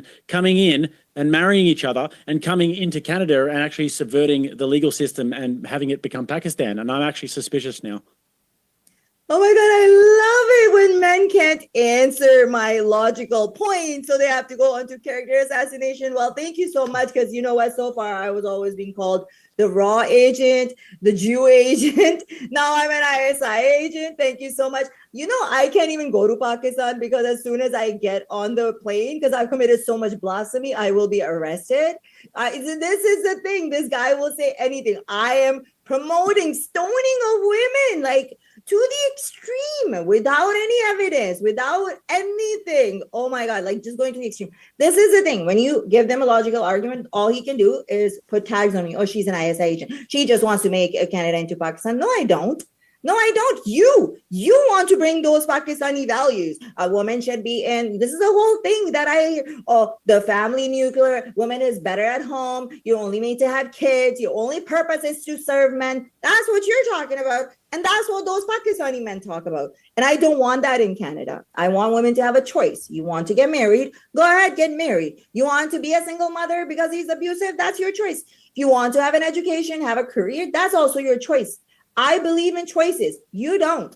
You want all the women in a line just to listen to what you got to say. And I'm totally against that. And that is the Pakistan that I'm talking about. They want the same thing. And that will be Canada. If you keep on going and voting the way that you're going, Canada will become Pakistan. But look, I will admit that I did mess up that in one sense that I did. You shouldn't be putting the words Pakistan and intelligence in the same sentence. I understand that. But anyways, James, I think we've pretty much beaten this horse to death. I'm happy to get into some closings if you want to. And I think Mahalij doesn't have too much more time. So we should probably get into some super chats and stuff as well. We should rock and roll into the next section. Would you guys like 2-minute closings to draw together the threads from this debate? Sure. Two sounds good? Let's do it. We'll go first with Mahalij, aka Molly. The floor is all yours for your 2-minute closing. Well, first of all, thank you so much for having this debate. Thanks, Jake, for taking all this time. I really enjoyed it. And like I said, there was a lot of things thrown at me that I totally don't agree with. If anybody was to go do a little research about what kind of ideas I want to bring into Canada, I do not want Canada to turn into a Pakistan. I want Pakistan to turn more like a Canada, right? I want secularism up there. We believe in those values. I was told that, oh, I'm against marriage. No, I'm not against marriage. I am for choice. You want to get married? Yes, you can get married. Nobody's stopping you. You can be a stay-at-home mom, but also let the other woman that is working, give her the same respect. She should have the same respect, even if you are a prostitute, because prostitution is a very important business, right? And that stops a lot of men from going around and committing a lot of crime, and they have needs. So we shouldn't be just going around and, diminishing all those. And that's what I'm going to say, that society in 2025 is a lot better because we have feminism, because we treat women as human beings now. And some people have problem with that. And because women are actually exceeding and doing better than men, some men cannot handle it. They obviously are feeling left behind. So my whole suggestion would be that men need to catch up with us, because we are in 2025. Stop living in 1920. This dream that, we're going to get the whole 1920s back. No, we're not going back. And besides from just blaming feminism, maybe it's time to look into other factors that are contributing into the male loneliness. The fact that there's so much hatred online for women, like threats and rape threats, and we're going to kill you and all that. That's only going to make it worse, not better. And especially these manosphere men that are projecting. I never watched Thelma and Louise, but I bet you all these men that are there, they're only listening to propaganda, and they're only forming their opinions from propaganda, listening to men, all these manosphere men. I don't have to go listen to any feminist talk or anything like that. I didn't even prepare for this debate. I talk from my experience, what I have seen in life. And what I see in Canada. So that's what I would have like to say. Thank you so much. Kick it over to Jake for his 2 minutes as well. Thank you very much. Yeah, thank you very much for coming out, Malige. I appreciate it. You were definitely a good sport, and it was a fun debate. But you actually just did say that you didn't even prepare for the debate. You just basically went off your feelings, which is exactly why women should not vote. They should not be able to vote just off of their feelings. That's actually ridiculous. Nobody wants that. That's not a logical way to actually live your life. Therefore, her voting rights should be rescinded. Anyways, she says, and this is another thing, she actually can't logically think through her position. So she says to me that she doesn't advocate for any of these positions to bring Islam to Pakistan, and she would rather have Pakistan become more secular. Well, Pakistan isn't going to become more secular, and the reason why is because the women can't rise up and get their rights because, well, the men have a monopoly on force, and the women just aren't able to do that. But they're trapped in a dilemma that they actually can't get out of. And it's the same with the British feminists. They will say, well, we love these liberal values, we love these secular values, and we want to keep them here. However, the women will vote liberal. The liberals will bring in the immigrants in en masse. The women will advocate for open border policies, all of these empathetic policies, and they will say, we stand with these people. Now, you may not directly want this necessarily, but you're voting for the politicians and you're bringing about the societal conditions for this to actually happen. So therefore, you and all of your liberal friends and all of these feminists are bringing about the end of feminism. It is an ideology that inevitably eats itself because you don't have any kids. Most of you are reproductive dead ends, all of these feminists, and you bring in all of these third world immigrants that will eventually destroy the societies that you actually want to preserve. So therefore, it's not that you necessarily argue for it, but it's the logical entailment of your worldview. And this is why, particularly with these sorts of like feminist women, they're so short-sighted that they can only see what's right in front of their face and they don't look bigger picture. And they don't think about tradition, the things of the past that have actually worked, and they don't look at the future and the actual entailments of their worldview. And this is why they just get absolutely crushed in these debates time and time again. So with that, we can get into the next part. Thank you very much for your closings. Folks, want to do a couple of quick housekeeping things. First, folks, if you have been living in a cave on Mars with your fingers in your ears and you haven't heard, DebateCon 6 is going to be November 15th and 16th. This debate conference is going to have people such as Jake here in the debate tonight from Rattlesnake TV. He will be going against Planet Peterson. You don't want to miss these debates. That's DebateCon 6. It is linked in the description box, and it's pinned at the top of the live chat here at the Modern Day Debate live chat right now. Folks, come on out. It's going to be a fun time. It's not just the debates, but you can come out, hang out with the speakers, get to meet them in person, ask them questions, give them a high five. It'll be a good time. But with that, we're going to jump into the Q&A. Thanks very much for your questions, folks. We've got a lot of juicy ones here. We're going to move fast. First, Lord Geotron says, Lord Jake, you already won. Don't let her talk. Wow. Don't worry. We love you, Mahlij, a.k.a. Molly. Sounds like somebody from Pakistan. Wow. Is that we are so grateful, Mahlij, that you and Jake are doing this debate. We do want to be very clear that folks, I know that it's fun to throw your poop at the debaters in the live chat. I get it, especially Jake. Look at him there. His little self-satisfied smile is that I know that sometimes it's fun to talk trash. But, both of our guests are linked in the description. We love our guests. We really do. So we appreciate that they will come out in the hot seat. This one from Isa Kabir. But don't worry, there's much more abuse coming for you, Mahlij. Isa says, for both of you, how do you define feminism? Yeah, I'd say a system that is moving towards egalitarianism and that seeks to dismantle patriarchal structures. What do you think, Molly? I think for me, it's basically giving women rights as a human being. Simple rights to breathe, to educate, to live, to vote on their own terms.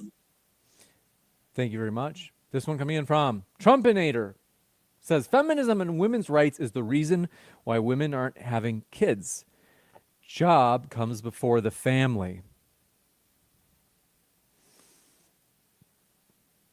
Thanks for the statement. So, Lord Geotron says, Malish, you're not smarter than men. Wow. But to be fair, you don't think that you're smarter than all men, just some. Yeah, no, anybody that just thinks they're opposite, the other person is stupider than them, you're already stupid. You're always going to lose that. But according to Islam, women are born with half a brain. So Wow. I guess, are you No Muslim or you're way. from Pakistan? I guess all these comments are coming from Pakistan. Does Islam really teach in the Quran that I women don't have think half a any of them brain? are Yeah, coming it from says Pakistan women have because half a brain. Women, yeah, it's in Islam that you have a half a brain. It's because you have a deficiency in your brain. That's why if you have a one man, you need two women witnesses for one man because we have a deficiency in our brain. I I'm mean, asking I didn't think that ChatGPT. they got anything right, but clearly they get some things right. Yeah, But but nobody the from deficiency. nobody from Pakistan is actually in the comments because they're actually able to string a sentence together, so it can't be. So even with that deficiency in our brain, they still want us to raise kids, though. They're like, no, no, no, only you should be raising kids with that half a brain. Juicy to say the least.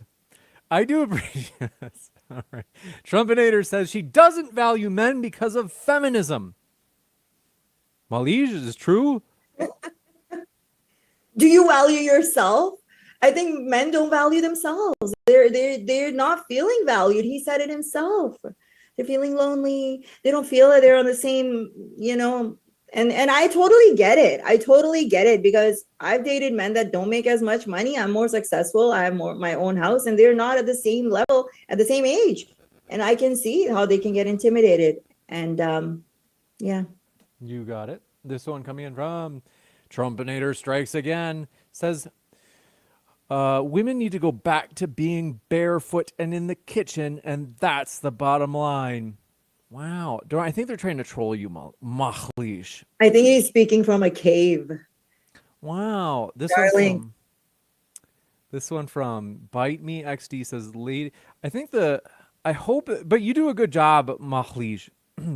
I know I'm defending Mahlish a lot, and the reason is, you can never let them know that they're getting to you, and you do a good job of taking all the poop being thrown at you. Bite Me James, XD. you don't understand the trolling that I've received for over 15 years. This is nothing new. All right, So well then all the we're way. gonna become much worse then. Here we go. Bite Me XD says, "Lady, do whatever you want. As a man, don't let a man hold you back. Do whatever you want and how you want. We only want to hold you back for power. Be free, enjoy liberty, and live your best life." Oh, thank you. I do. Red Fox says, "If men are the problem, then why do studies show figures closer to 40 to 44% of lesbian women experiencing physical violence, rape, or stalking by an intimate partner? Not one step back." Raped by women? I think they're saying that a lot of these girl on girl relationships have a lot of abuse. Like way more than I think they're saying It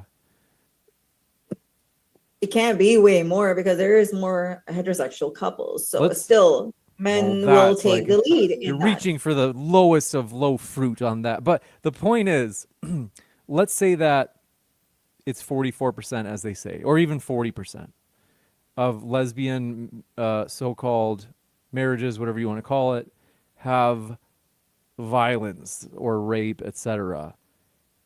It's kind of a good chunk, right? 40%. So I think they're saying, hey, like if the problem is really men, like why is it that there's such a huge percentage?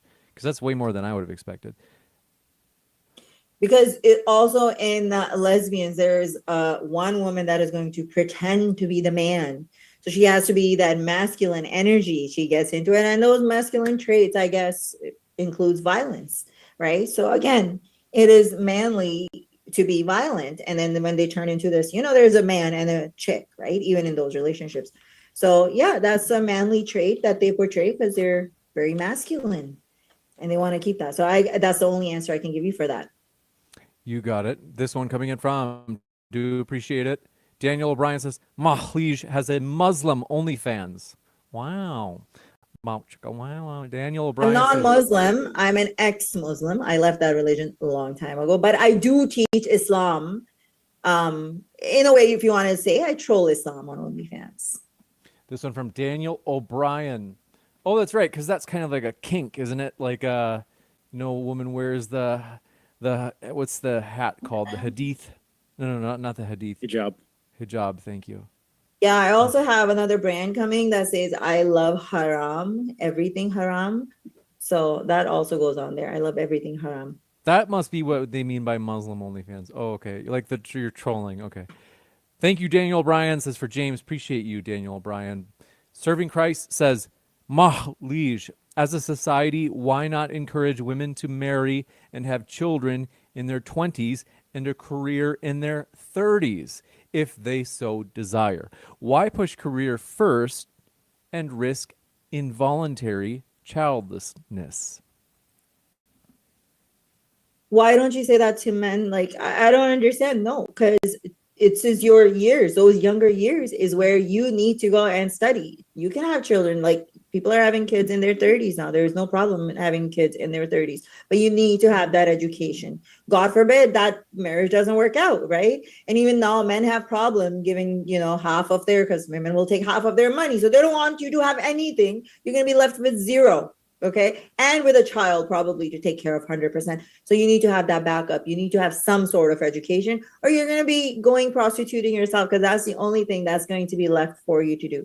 So yes, you should have kids younger, but honestly speaking, I had my kid when I was almost 30, and I don't think I would have been able to focus on my studies if I had a child at 19, 20 and then starting a career. No, have your education and then you can have kids. You got it. And thank you very much for your super chat. Marilyn, appreciate that. My sugar mama, Red Fox Malish. What is your ideal utopia and how would you maintain order? Hashtag force doctrine. I live in utopia. I live in Canada. I think this is one country that has given me all the freedom to be whatever I am. It gives me the freedom that I can sit here, openly criticize different ideologies, especially being Islam and Pakistan. And I'm a biggest critic of them. This is utopia for me because I know what hell looks like. I lived in there. You got it. And let me see if we've got any last ones that have come in here. But I do want to say, folks, as I load the page, don't forget, DebateCon 6, Nashville, Tennessee. Folks, we have a lot of time. Flights are still very affordable. Come to Nashville, November 15th. Meet Jake. Meet Andrew Wilson. Meet Apostate Prophet. The whole gang. Rachel Wilson as well. Come hang out with us. It's going to be an amazing time. That link for the tickets for DebateCon 6 in Nashville is linked at the top of the chat right now. It's also in the description box. That's here at Modern Day Debate. You don't want to miss it, folks. It is going to be an amazing conference. In the first 10 days, we had, compared to all the other past conferences, including our last one, which is a huge step up, we had 50% more signups in the first 10 days compared to all other conferences in their first 10 days. Like, this one is going to blow the roof off. We did have a couple questions that just came in as I was giving that plug. Male presenting Time Lord said, if men are really as violent as you say, Mahlish, if we collectively decide to abolish your right to vote, how would you defend yourself? So you're going to come and I don't know how you're going to do that, like abolish my right to vote. And then what happens? Because I have a property, I pay taxes. You can't just go on one day and be like, oh yeah, I'm going to abolish everything. No, then if you're doing that, then you're going to have to take it from men too. We'll see when we get there what we're going to do, but I don't think you can just get up and be like, oh yeah, you can't vote. No. What was the question, James? Sorry. We're doing more time. They said, if men are really as violent as you say, if we collectively decide to abolish your right to vote, Malij, how would you defend yourself? So you couldn't defend yourself is the answer? Defend myself in what way? From men? So yeah, if we collectively got together tomorrow and said, Malij, no more vote for you, what are you going to do about it? And men are trying to kill me, and how would I defend myself? Is that what it is? No, I'm just saying, how would you, if we said no vote, how would you go about We're going to go defending through the yourself democratic against that. system. We're going to protest. We're going to raise our voice, and that's how we're going to do it. We're not going to go and kill people, But yeah, how am I going to protect myself if somebody was trying to kill me? No. I'm saying, how would you protect let's say, how would you protect your vote? You're going to go into the democratic system and you're going to try and appeal to the enforcement arm of the government, which is a bunch of men in military suits. But all of those men also don't want you to vote. They said no, but women wanted to vote, but men collectively got together and said, what are you actually going to do about it? Yeah, well, then means that we're just going to go back to the old ages, right? So I don't know what I'm going to do at that time. We'll think about it when we get there, but you can do that. But the thing is, the only way you guys can do it is to force people, which I think morally, ethically is wrong, that you're going to take away somebody's vote that is contributing towards your economy. I don't think it's possible, first of all. And like I said, there is going to be a lot of riots. There's going to be a lot of angry women out there. Oh, angry women. Gosh, what are we? Not angry women. Wow, what are they gonna do about it? A bunch of angry women. Gosh, Well, you're already pissed off at them. There's a lot of them already. A lot of angry women already, and it doesn't really. I know, but it doesn't matter, right? What can we do? We're just angry women, so I don't know why it bothers you men so much if we can't do anything. Well, I mean, if the votes were taken away and you guys were all just sort of screaming into a void, then that wouldn't bother me. But that's just not the case at the moment. You guys all can vote, which is a bit more of a bothersome sort of thing. Yeah. This one from Reliance says, Liege, should we not use smoke detectors because 1% of the time they fail? No, nobody said that. And like I said, I never said that don't get married. It's just Jake keeps saying that I said that. No, get married. Because you're programmed, right? You're programmed that unless you're married and have kids, you have no value to you. So get married if you want to. But my whole thing is don't stay in a toxic relationship and an abusive relationship. We would rather have you as a single mother alive than a dead mother. Those kids need you.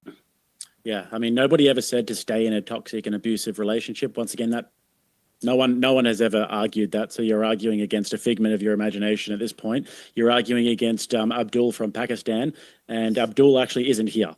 You're not arguing against Abdul here. You're arguing against a different person, and that person hasn't argued for that. Just like Abdul also says that I shouldn't vote, and then he will come up there. That's based. Abdul is based. Divorce.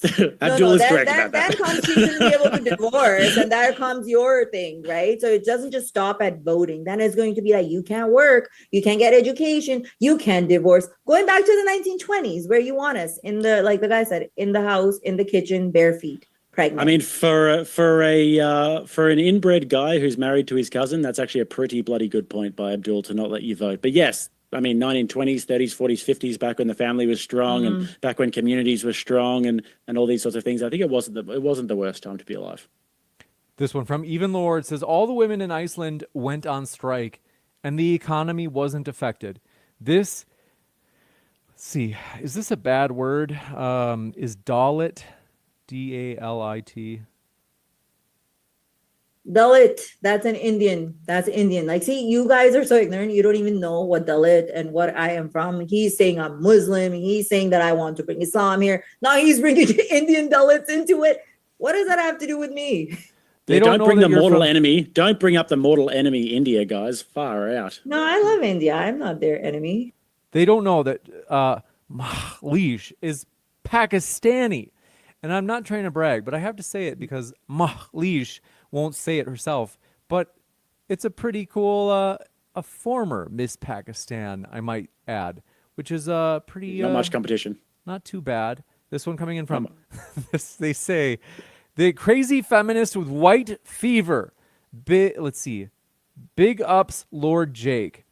Let's see. Now, what does white fever mean? Does that mean you prefer the company of white men? Who? For Malish. Well, not Jake, hopefully. For me? You. Is that what Do I white like fever? white men? No, they said white fever. You have white fever. Does that mean that you like white men? Yeah, I've dated white men. Actually, I have mostly dated white men because I found the white men were more open-minded. I've dated two. I've had a relationship with two white men, and the first one was amazing, awesome. And the last one that I dated, that's where I got introduced to this manosphere, and I was like, whoa, because white men never used to be like that, but it's changing. Okay. Yep, they won't be white for long in Canada. You mean like why?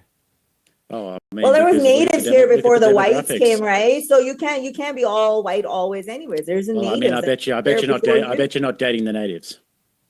No, I could if I wanted to. Yeah, but you're not, are Why you? not? So I have you're dated not though. Asian. Why not? I don't discriminate. And where's that Asian now? But hey, where's that Asian Where's now? that white guy now? You're still dreaming about him. You just said how great he was. Sorry?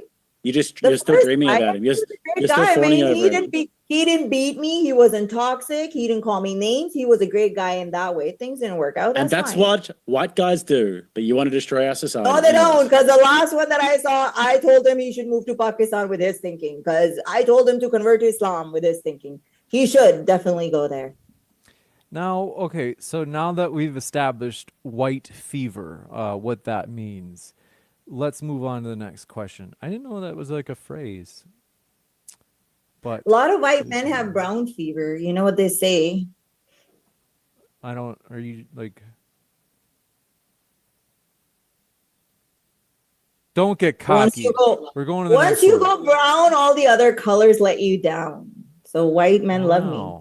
How do you like that, Jake? This one from Reliant says, Malish, the reason your prescriptions are flawed is because they just boil down to do whatever you want, while Jake promotes a stable society. Jake wants Sharia law. He doesn't want women getting higher education. He doesn't want them to vote. He wants them home, bare feet, pregnant in the kitchen. That's what those men want.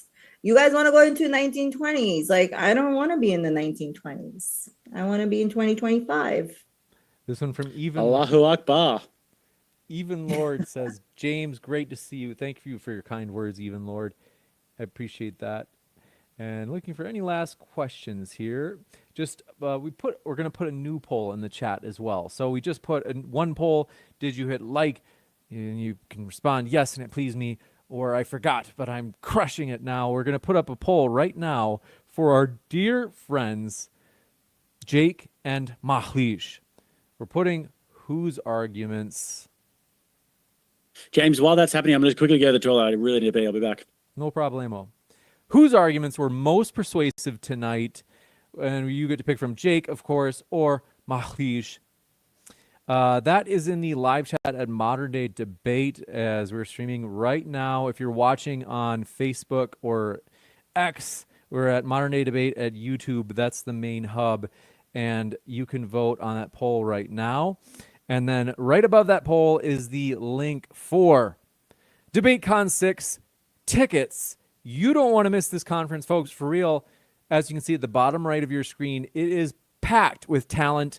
Andrew Wilson, Rachel Wilson, Daniel Hakikachu, Richard Carrier, Apostate Prophet, and, of course, Jake from Rattlesnake TV will be there debating, throwing it down, and then afterwards having a good time. You know, getting to meet people, getting to jive and hang out. This is like, how's your day going? And getting to spend time with people and have a good laugh. It'll be a good time.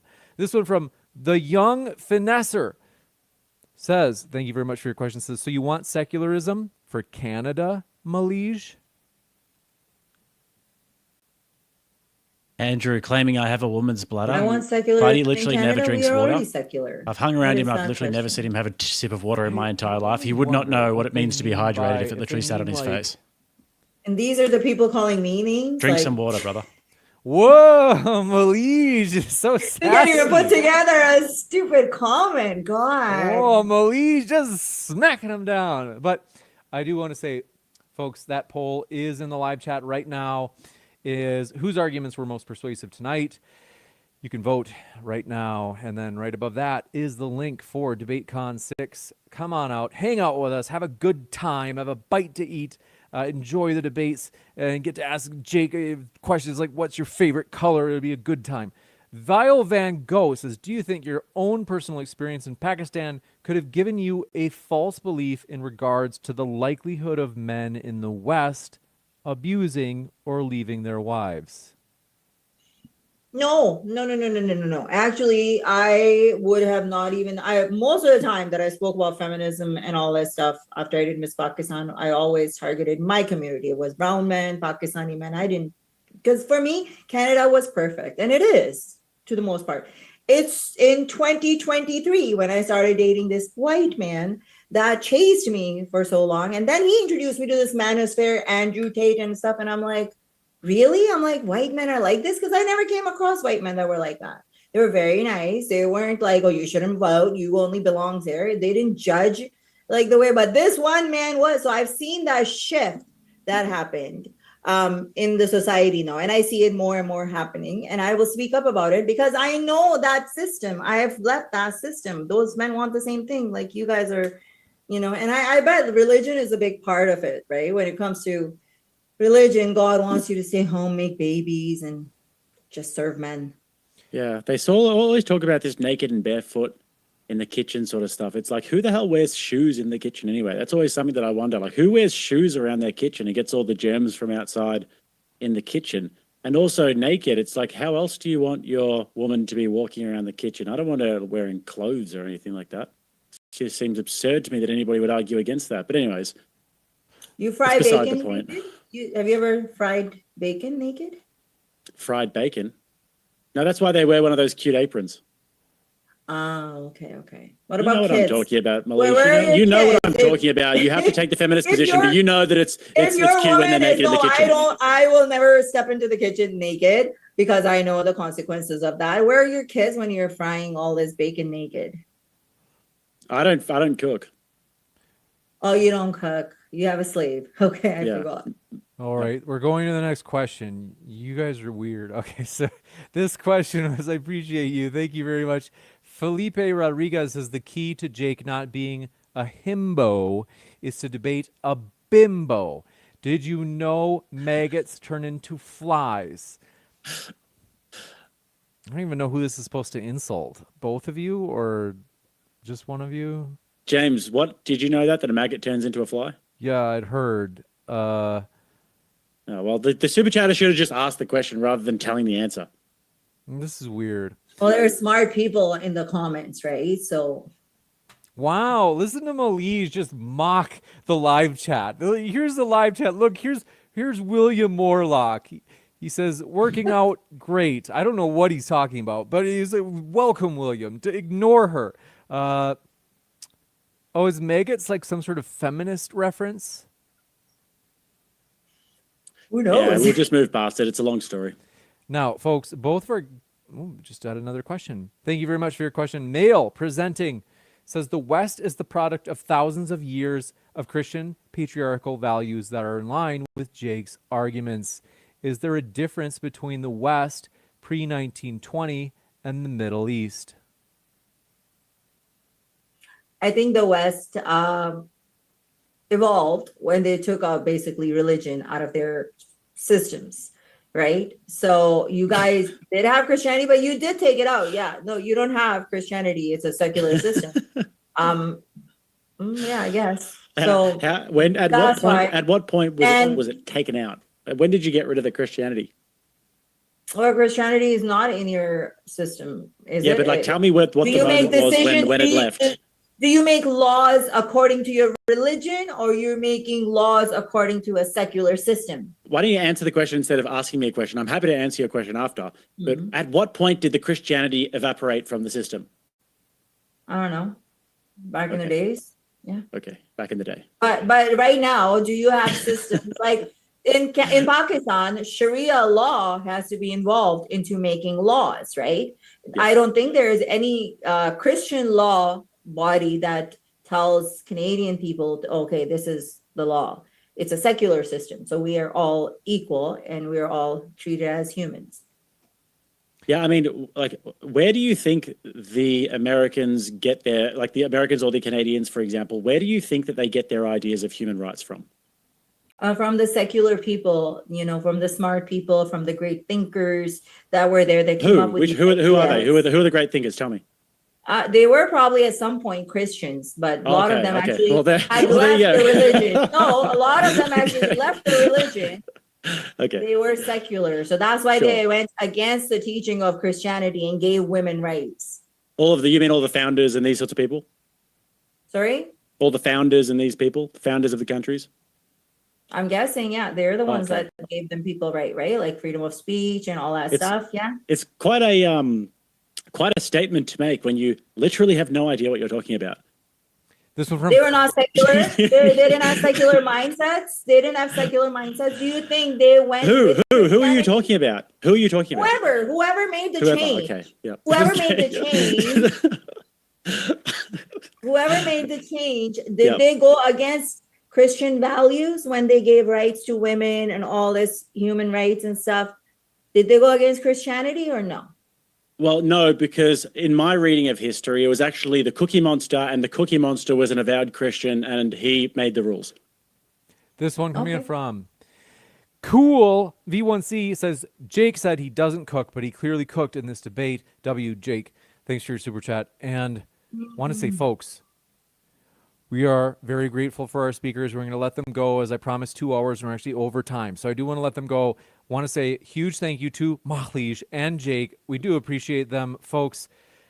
Thanks for being with us tonight. It's been a big, beautiful debate. Mahlish and Jake, thank you for being with us. Thank you so much. Appreciate it. Thank you very much, guys. Take care. My pleasure. And folks, if there are any remainder super chats that people stick into, All righty, ladies and gentlemen. Wowie wooah. Wowie wooah. Pakistan, hey? They're not sending their best. They're not sending their best. Anyway, where were we?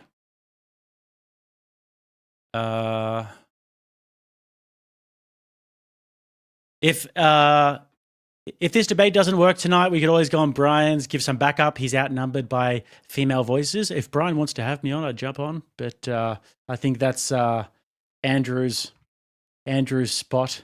The call in. It's a hard act to follow. We'll say that much.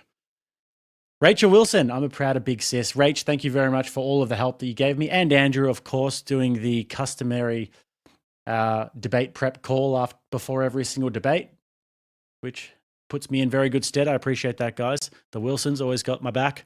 And in Nashville, guys, if you're not coming to Nashville for DebateCon, you're going to be missing out, because me, Andrew, and Rachel are all debating, and it's going to be all round, full on Crucible destruction. 5 for the grift came from Ken. Appreciate that. Conoma for 5 said, there's nothing more satisfying than being a father of 5 and a grandfather of 10 beautiful children. I'm blessed. My cup is overfilled. Conoma, how absolutely fantastic to hear, brother. We love to see the community members are winning. Absolutely winning. Let's get to 650 likes and 50 supers for a member giveaway. What are we on? Did we get to that 650 likes? Over 1,000 in the chat, 1,200 in the chat, and 599. Guys, come on, let's get those likes up. Let's get those likes up big time. Bigly. Not one step back, says Orca. Rach Wilson said, epic opening, absolutely fire. Well, thanks for helping me with the prep, Rach. Chad Parsons, consanguinity, sanguine, rhymes with penguin, means blood connection, intersliced into continuity. Jake, intros are also finishers, rattlesnake. Straya sent 20 gifted memberships. Thank you very much, Straya. Appreciate that, brother. Massive gifted 20 memberships there. Gorilla Biscuits sent 1 and 2. Appreciate that. And a 5 from Gorilla Biscuits. Appreciate the support. Cool Vic said Lord Jake W for 20. Thank you very much for the 20. Cool. Appreciate that, bro. Much, much appreciated. James Marone said deport single mothers. TVT said, I love Jake even more now for standing up for Canada. Someone's got to do it, hey? Canadians are too polite. Canadians are all just like absolute pussies like Mr. E, you know? Flavius Akinasis says for 10, suicidal empathy. Libs want to see it all burned down. Are you not entertained, chat? Let's smash that goal and likes so the Gimme Pause can get some memberships. Chad Parsons for 10 said, took me a lot longer than I'm proud to figure this out. Racism still exists because without the color of some people's skin, they would be judged by the content of their character or lack thereof. The Brandalorian for 5 says, feminists like her make me want Sharia law or something like it in the USA. Yeah, maybe Abdul's onto something, hey? Joel said Jake is absolutely cooking. Malaysia's going to need some high flavanol cocoa to recover from this one. Absolutely. Go get your high flavanol cocoa, guys. Use my link so that my advertisers don't drop me. James Marone says Abdul grabbed the rocks. Rachel said she literally told us the reason birth rate is collapsing because of women's access to education, and that's statistically accurate. Yes, I did pick up on that as well. Crucible Crusader says for 5, feminism is all to destroy the nuclear family, purely evil agenda. Yep. And you read Rachel's book, Occult Feminism, which I've read 2.5 times now. And it's pretty eye-opening. Pretty eye-opening. Tiggle Bitty says ECW Jake, appreciate that. UW Gorilla Biscuits said 10 and 9. Billy said 8. Derek is Shia Muslim. Well, she came from a Muslim country. Callie says the argument should be what is best for society as a whole. Her argument is for the selfishness of the individual. Self-gratification is their God.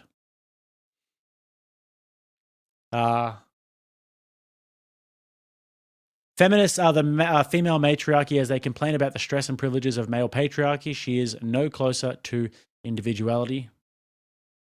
Thanks, Frank Rockefeller. Tyler Jones says she brings no data or facts, just yapping from her subjective point of view. Yeah, she just, whatever she sees and whatever she feels. Billy Schmetz said for 5, actually, I take both my autistic boys to their appointments every day in school and work. My wife keeps the house together. I do way more for the boys. Good to hear, man. Flavius said, Judy, Desire, everyone. Love you all, even if you're a degenerate, because if my dumb ass can change to be better, I know y'all can. Thanks, Flavius. Bit of encouragement. Shell sent 5. Geez, thanks for all the support tonight, guys. Much appreciated. Lots of super chats coming in. Over 1,200 in the chat. People are enjoying the debate. Should do more of them if you guys enjoy it. The only one in the kitchen tonight was you, Jake, because you absolutely cooked this broad. I like that. Thank you. Orca Speaks says, was it her journey? Red Fox in the chat says for the 10 for the goal. Appreciate you, Red Fox. $5 super chat sticker from Leyland. Crucible Crusader for 5 says all our arguments are what if the man leaves? What if the man dies? What if the man cheats or is abusive? No factual arguments, bunch of assumptions. Yeah. You can't really do much with those arguments, can you? Besides just tear them apart. Dr. Dickhead said, now that the goal has been met, I feel this is acceptable. Also, she said she left Muslim faith but teaches Islam on OF. What a reslard. Yeah, I didn't even know if she was serious about that. Apparently she's serious. I don't know. Maybe she is a prostitute if she's on OF. I doubt she's doing it with all of her clothes on. Just put it that way, guys. If she's doing it, she has all of her clothes on, then sure. But I doubt she's doing it with all of her clothes on. Rachel Wilson said for 10, the Violence Policy Center estimates that 0.84% of every 100,000 women who are married or murdered by their husbands in the United States. I did see that one during the debate, so I appreciate that one, Rach.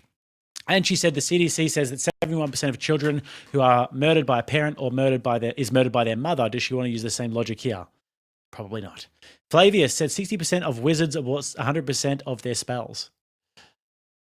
Rach said a 2022 meta-analysis of multiple studies found that women are 6 to 7 times more likely to be unaliving by a cohabitating romantic partner than a married romantic partner. Lots of super chats from the Wilsons tonight, guys. I've officially grifted the Wilsons. No, but they grift me as well. I need to send more super chats over their way too. We all grift each other, hey? The Jabroni said if you asked her if she likes apples, she would talk about the electric cars instead of answering. The Timu Indian can't follow a conversation. Chuck? Chris Fryer says, you got this woman to basically argue your position the entire debate. Great job. Yeah, it's a problem with not understanding logic, unfortunately. She did spend a lot of time arguing my position. Lord Jake, you did Australia proud against the dirty Canadian. Canadian? That's an overstatement, but thank you, Baz the Dark Horse. Coop says, Malige, why try to bend a country into something it's not and just blend in and not go to a country that has the same beliefs? Jake, I'm trying to troll you daily. I'm busy though, so count on a lot of fickleness. No worries, Flavius. As long as you send me super chats, you can troll me until the cows come home. Chuck says, why do women hit each other in lesbian relationships? It's men's fault. Somehow it is men's fault. It's their past relationships, guys. The lesbians only do that because they're so traumatized from their relationships with men. Didn't you know? Ty Perp says, the study she says that 60% is the abuse by a husband is wrong. The study states that intimate partners, not husbands. Then if we dig deeper, how many of those abusive men came from single mother households? Yep. Adam said, take more of my money, my lord, the destroyer. I will take more of your money. Red Fox for 20. Great to see Red Fox. Haven't seen him in a minute. Says, I feel bad for her. She's clearly suffering from trauma. This is a reaction to abuse, but she hasn't researched any of the counterpoints. I don't know. I don't know about that, Red Fox. Not sure what her life situation is, but her point's not so good. Lord Tubesteak for 5 says, can she at least concede that the most important thing she can teach her daughter is how to make a man a sandwich? I think she did concede that point at one stage. No wonder those dudes left, says XQ. And Miss D says, I'm barefoot in my kitchen with a baby strapped to me. This is the greatest blessing on earth. Bring back the 1950s and GTFO femoid. Agree. Why would you want to wear shoes in the kitchen? Or clothes, for that matter. FB says, so anyone who cooks own a slave. I guess a lot of feminists own slaves by her logic. Crucible Crusader says, Mahawk to a liege, lol. Project VOPod said, Wilson destroyed this chick, but I think Jake took it to a different level with his different debate style. W Rattlesnake, great shit. Miss D, thanks, Jake. I appreciate that, man. Miss D says, you owned, so you are not disowned. Thank you. Crucible said, you done good, my boy. Rubs hands together. Excellent. Well, Mr. Miyagi has done good in training me up. We'll just say that much. Me and Mr. Miyagi have been using chopsticks to catch flies and waxing off for nearly 2 years now. It's been nearly 2 years since we first did our first podcast together, so all the behind-the-scenes work is coming in handy. We'll just say that much. Red Fox for 20 says, I'll see you in Nashville. Yes, sir. Looking forward to it, man. Looking forward to meeting you guys. Male presenting Time Lord says for 5. Great stuff, dude. Keep the momentum up and keep the debates going. God bless and happy Sunday. I will. Not Voltaire says for 5. Well done, Jake. Not one step back. Thank you very much. I appreciate that. Teal Biddy says, Jake, well done for a himbo. You give all of humanity hope for the future. Thanks, man. Hunter Krylon says, I won't protect my house or protect anyone in my household, but I will go to the bathroom with the door open just to prove how much of an alpha male I am. Nice. Felipe said, what she will never get is men bust each other's balls and we are better for it. Jake, great job. You Australian. I am Australian. Now, having hit the goal, Miss D sends 5, 10, 11, 12 memberships. Thank you very much, Miss D. I do appreciate that. And that's everything, guys, for now. That is all of the super chats. I appreciate all of the support tonight. Absolutely massive showing by the crew, by the Rattlesnake crew, Crucible crew, everybody getting involved here. Very much enjoyed that debate. Should do more of these debates. Maybe we need to get a few more lined up on Sarah's channel or on More Modern Day Debate or anything. Nodge Drafens for 10 says, great work wrecking that dork. We were both laughing at her the same time on that one. Thanks, Nodge Drafens. Hope I'm Dreyfus. Nodge Dreyfus. Appreciate that very much. Not one step back, Crucible. Not one step back. Some great training going on in the background, guys. Maybe one day we'll have to do a, I don't know, actually, if we could do a live stream where we do debate prep, where he preps me on my debate. Because I think it would give away too much, you know? I don't know. But it would be interesting for you guys to watch that, but I think it might give away too much. Because I only used about maybe 10% of the points that we went through together, you know? I only used about 10% of the points, so it probably wouldn't be good to live stream that, or we have to pre-record it and cut out all the sauce, you know? Cut out all the sauce. Me and Rob Nora are going to be doing the extravaganza tomorrow, guys. Andrew is doing some media in different places, so Me and Rob will be doing the extravaganza tomorrow. Going to be talking all kinds of politics and everything. It'll be good fun. So if you guys haven't already set your alarms, make sure you set your alarms for 5 p.m. Eastern time when Rob, Nor, and I do the extravaganza tomorrow. And then by the middle of the week, Andrew should be back doing the show as per normal. But me and Rob No will be doing it tomorrow. Me and Rob No will be doing the extravaganza tomorrow. Now, what is happening in live stream land? Who should I... Oh, speaking of Rob No, he's live. I'm going to go and rate him. Speaking of Rob No, he's live, and I love rating Rob because whenever I raid Rob, he gives an impromptu speech, which is really funny. Whenever I raid him, he gives an impromptu speech about me and about the jar and about ripping on Andrew, ripping on me, and you just love to see it, really. So I'm very, very interested to see what Rob's impromptu speech is going to be about today.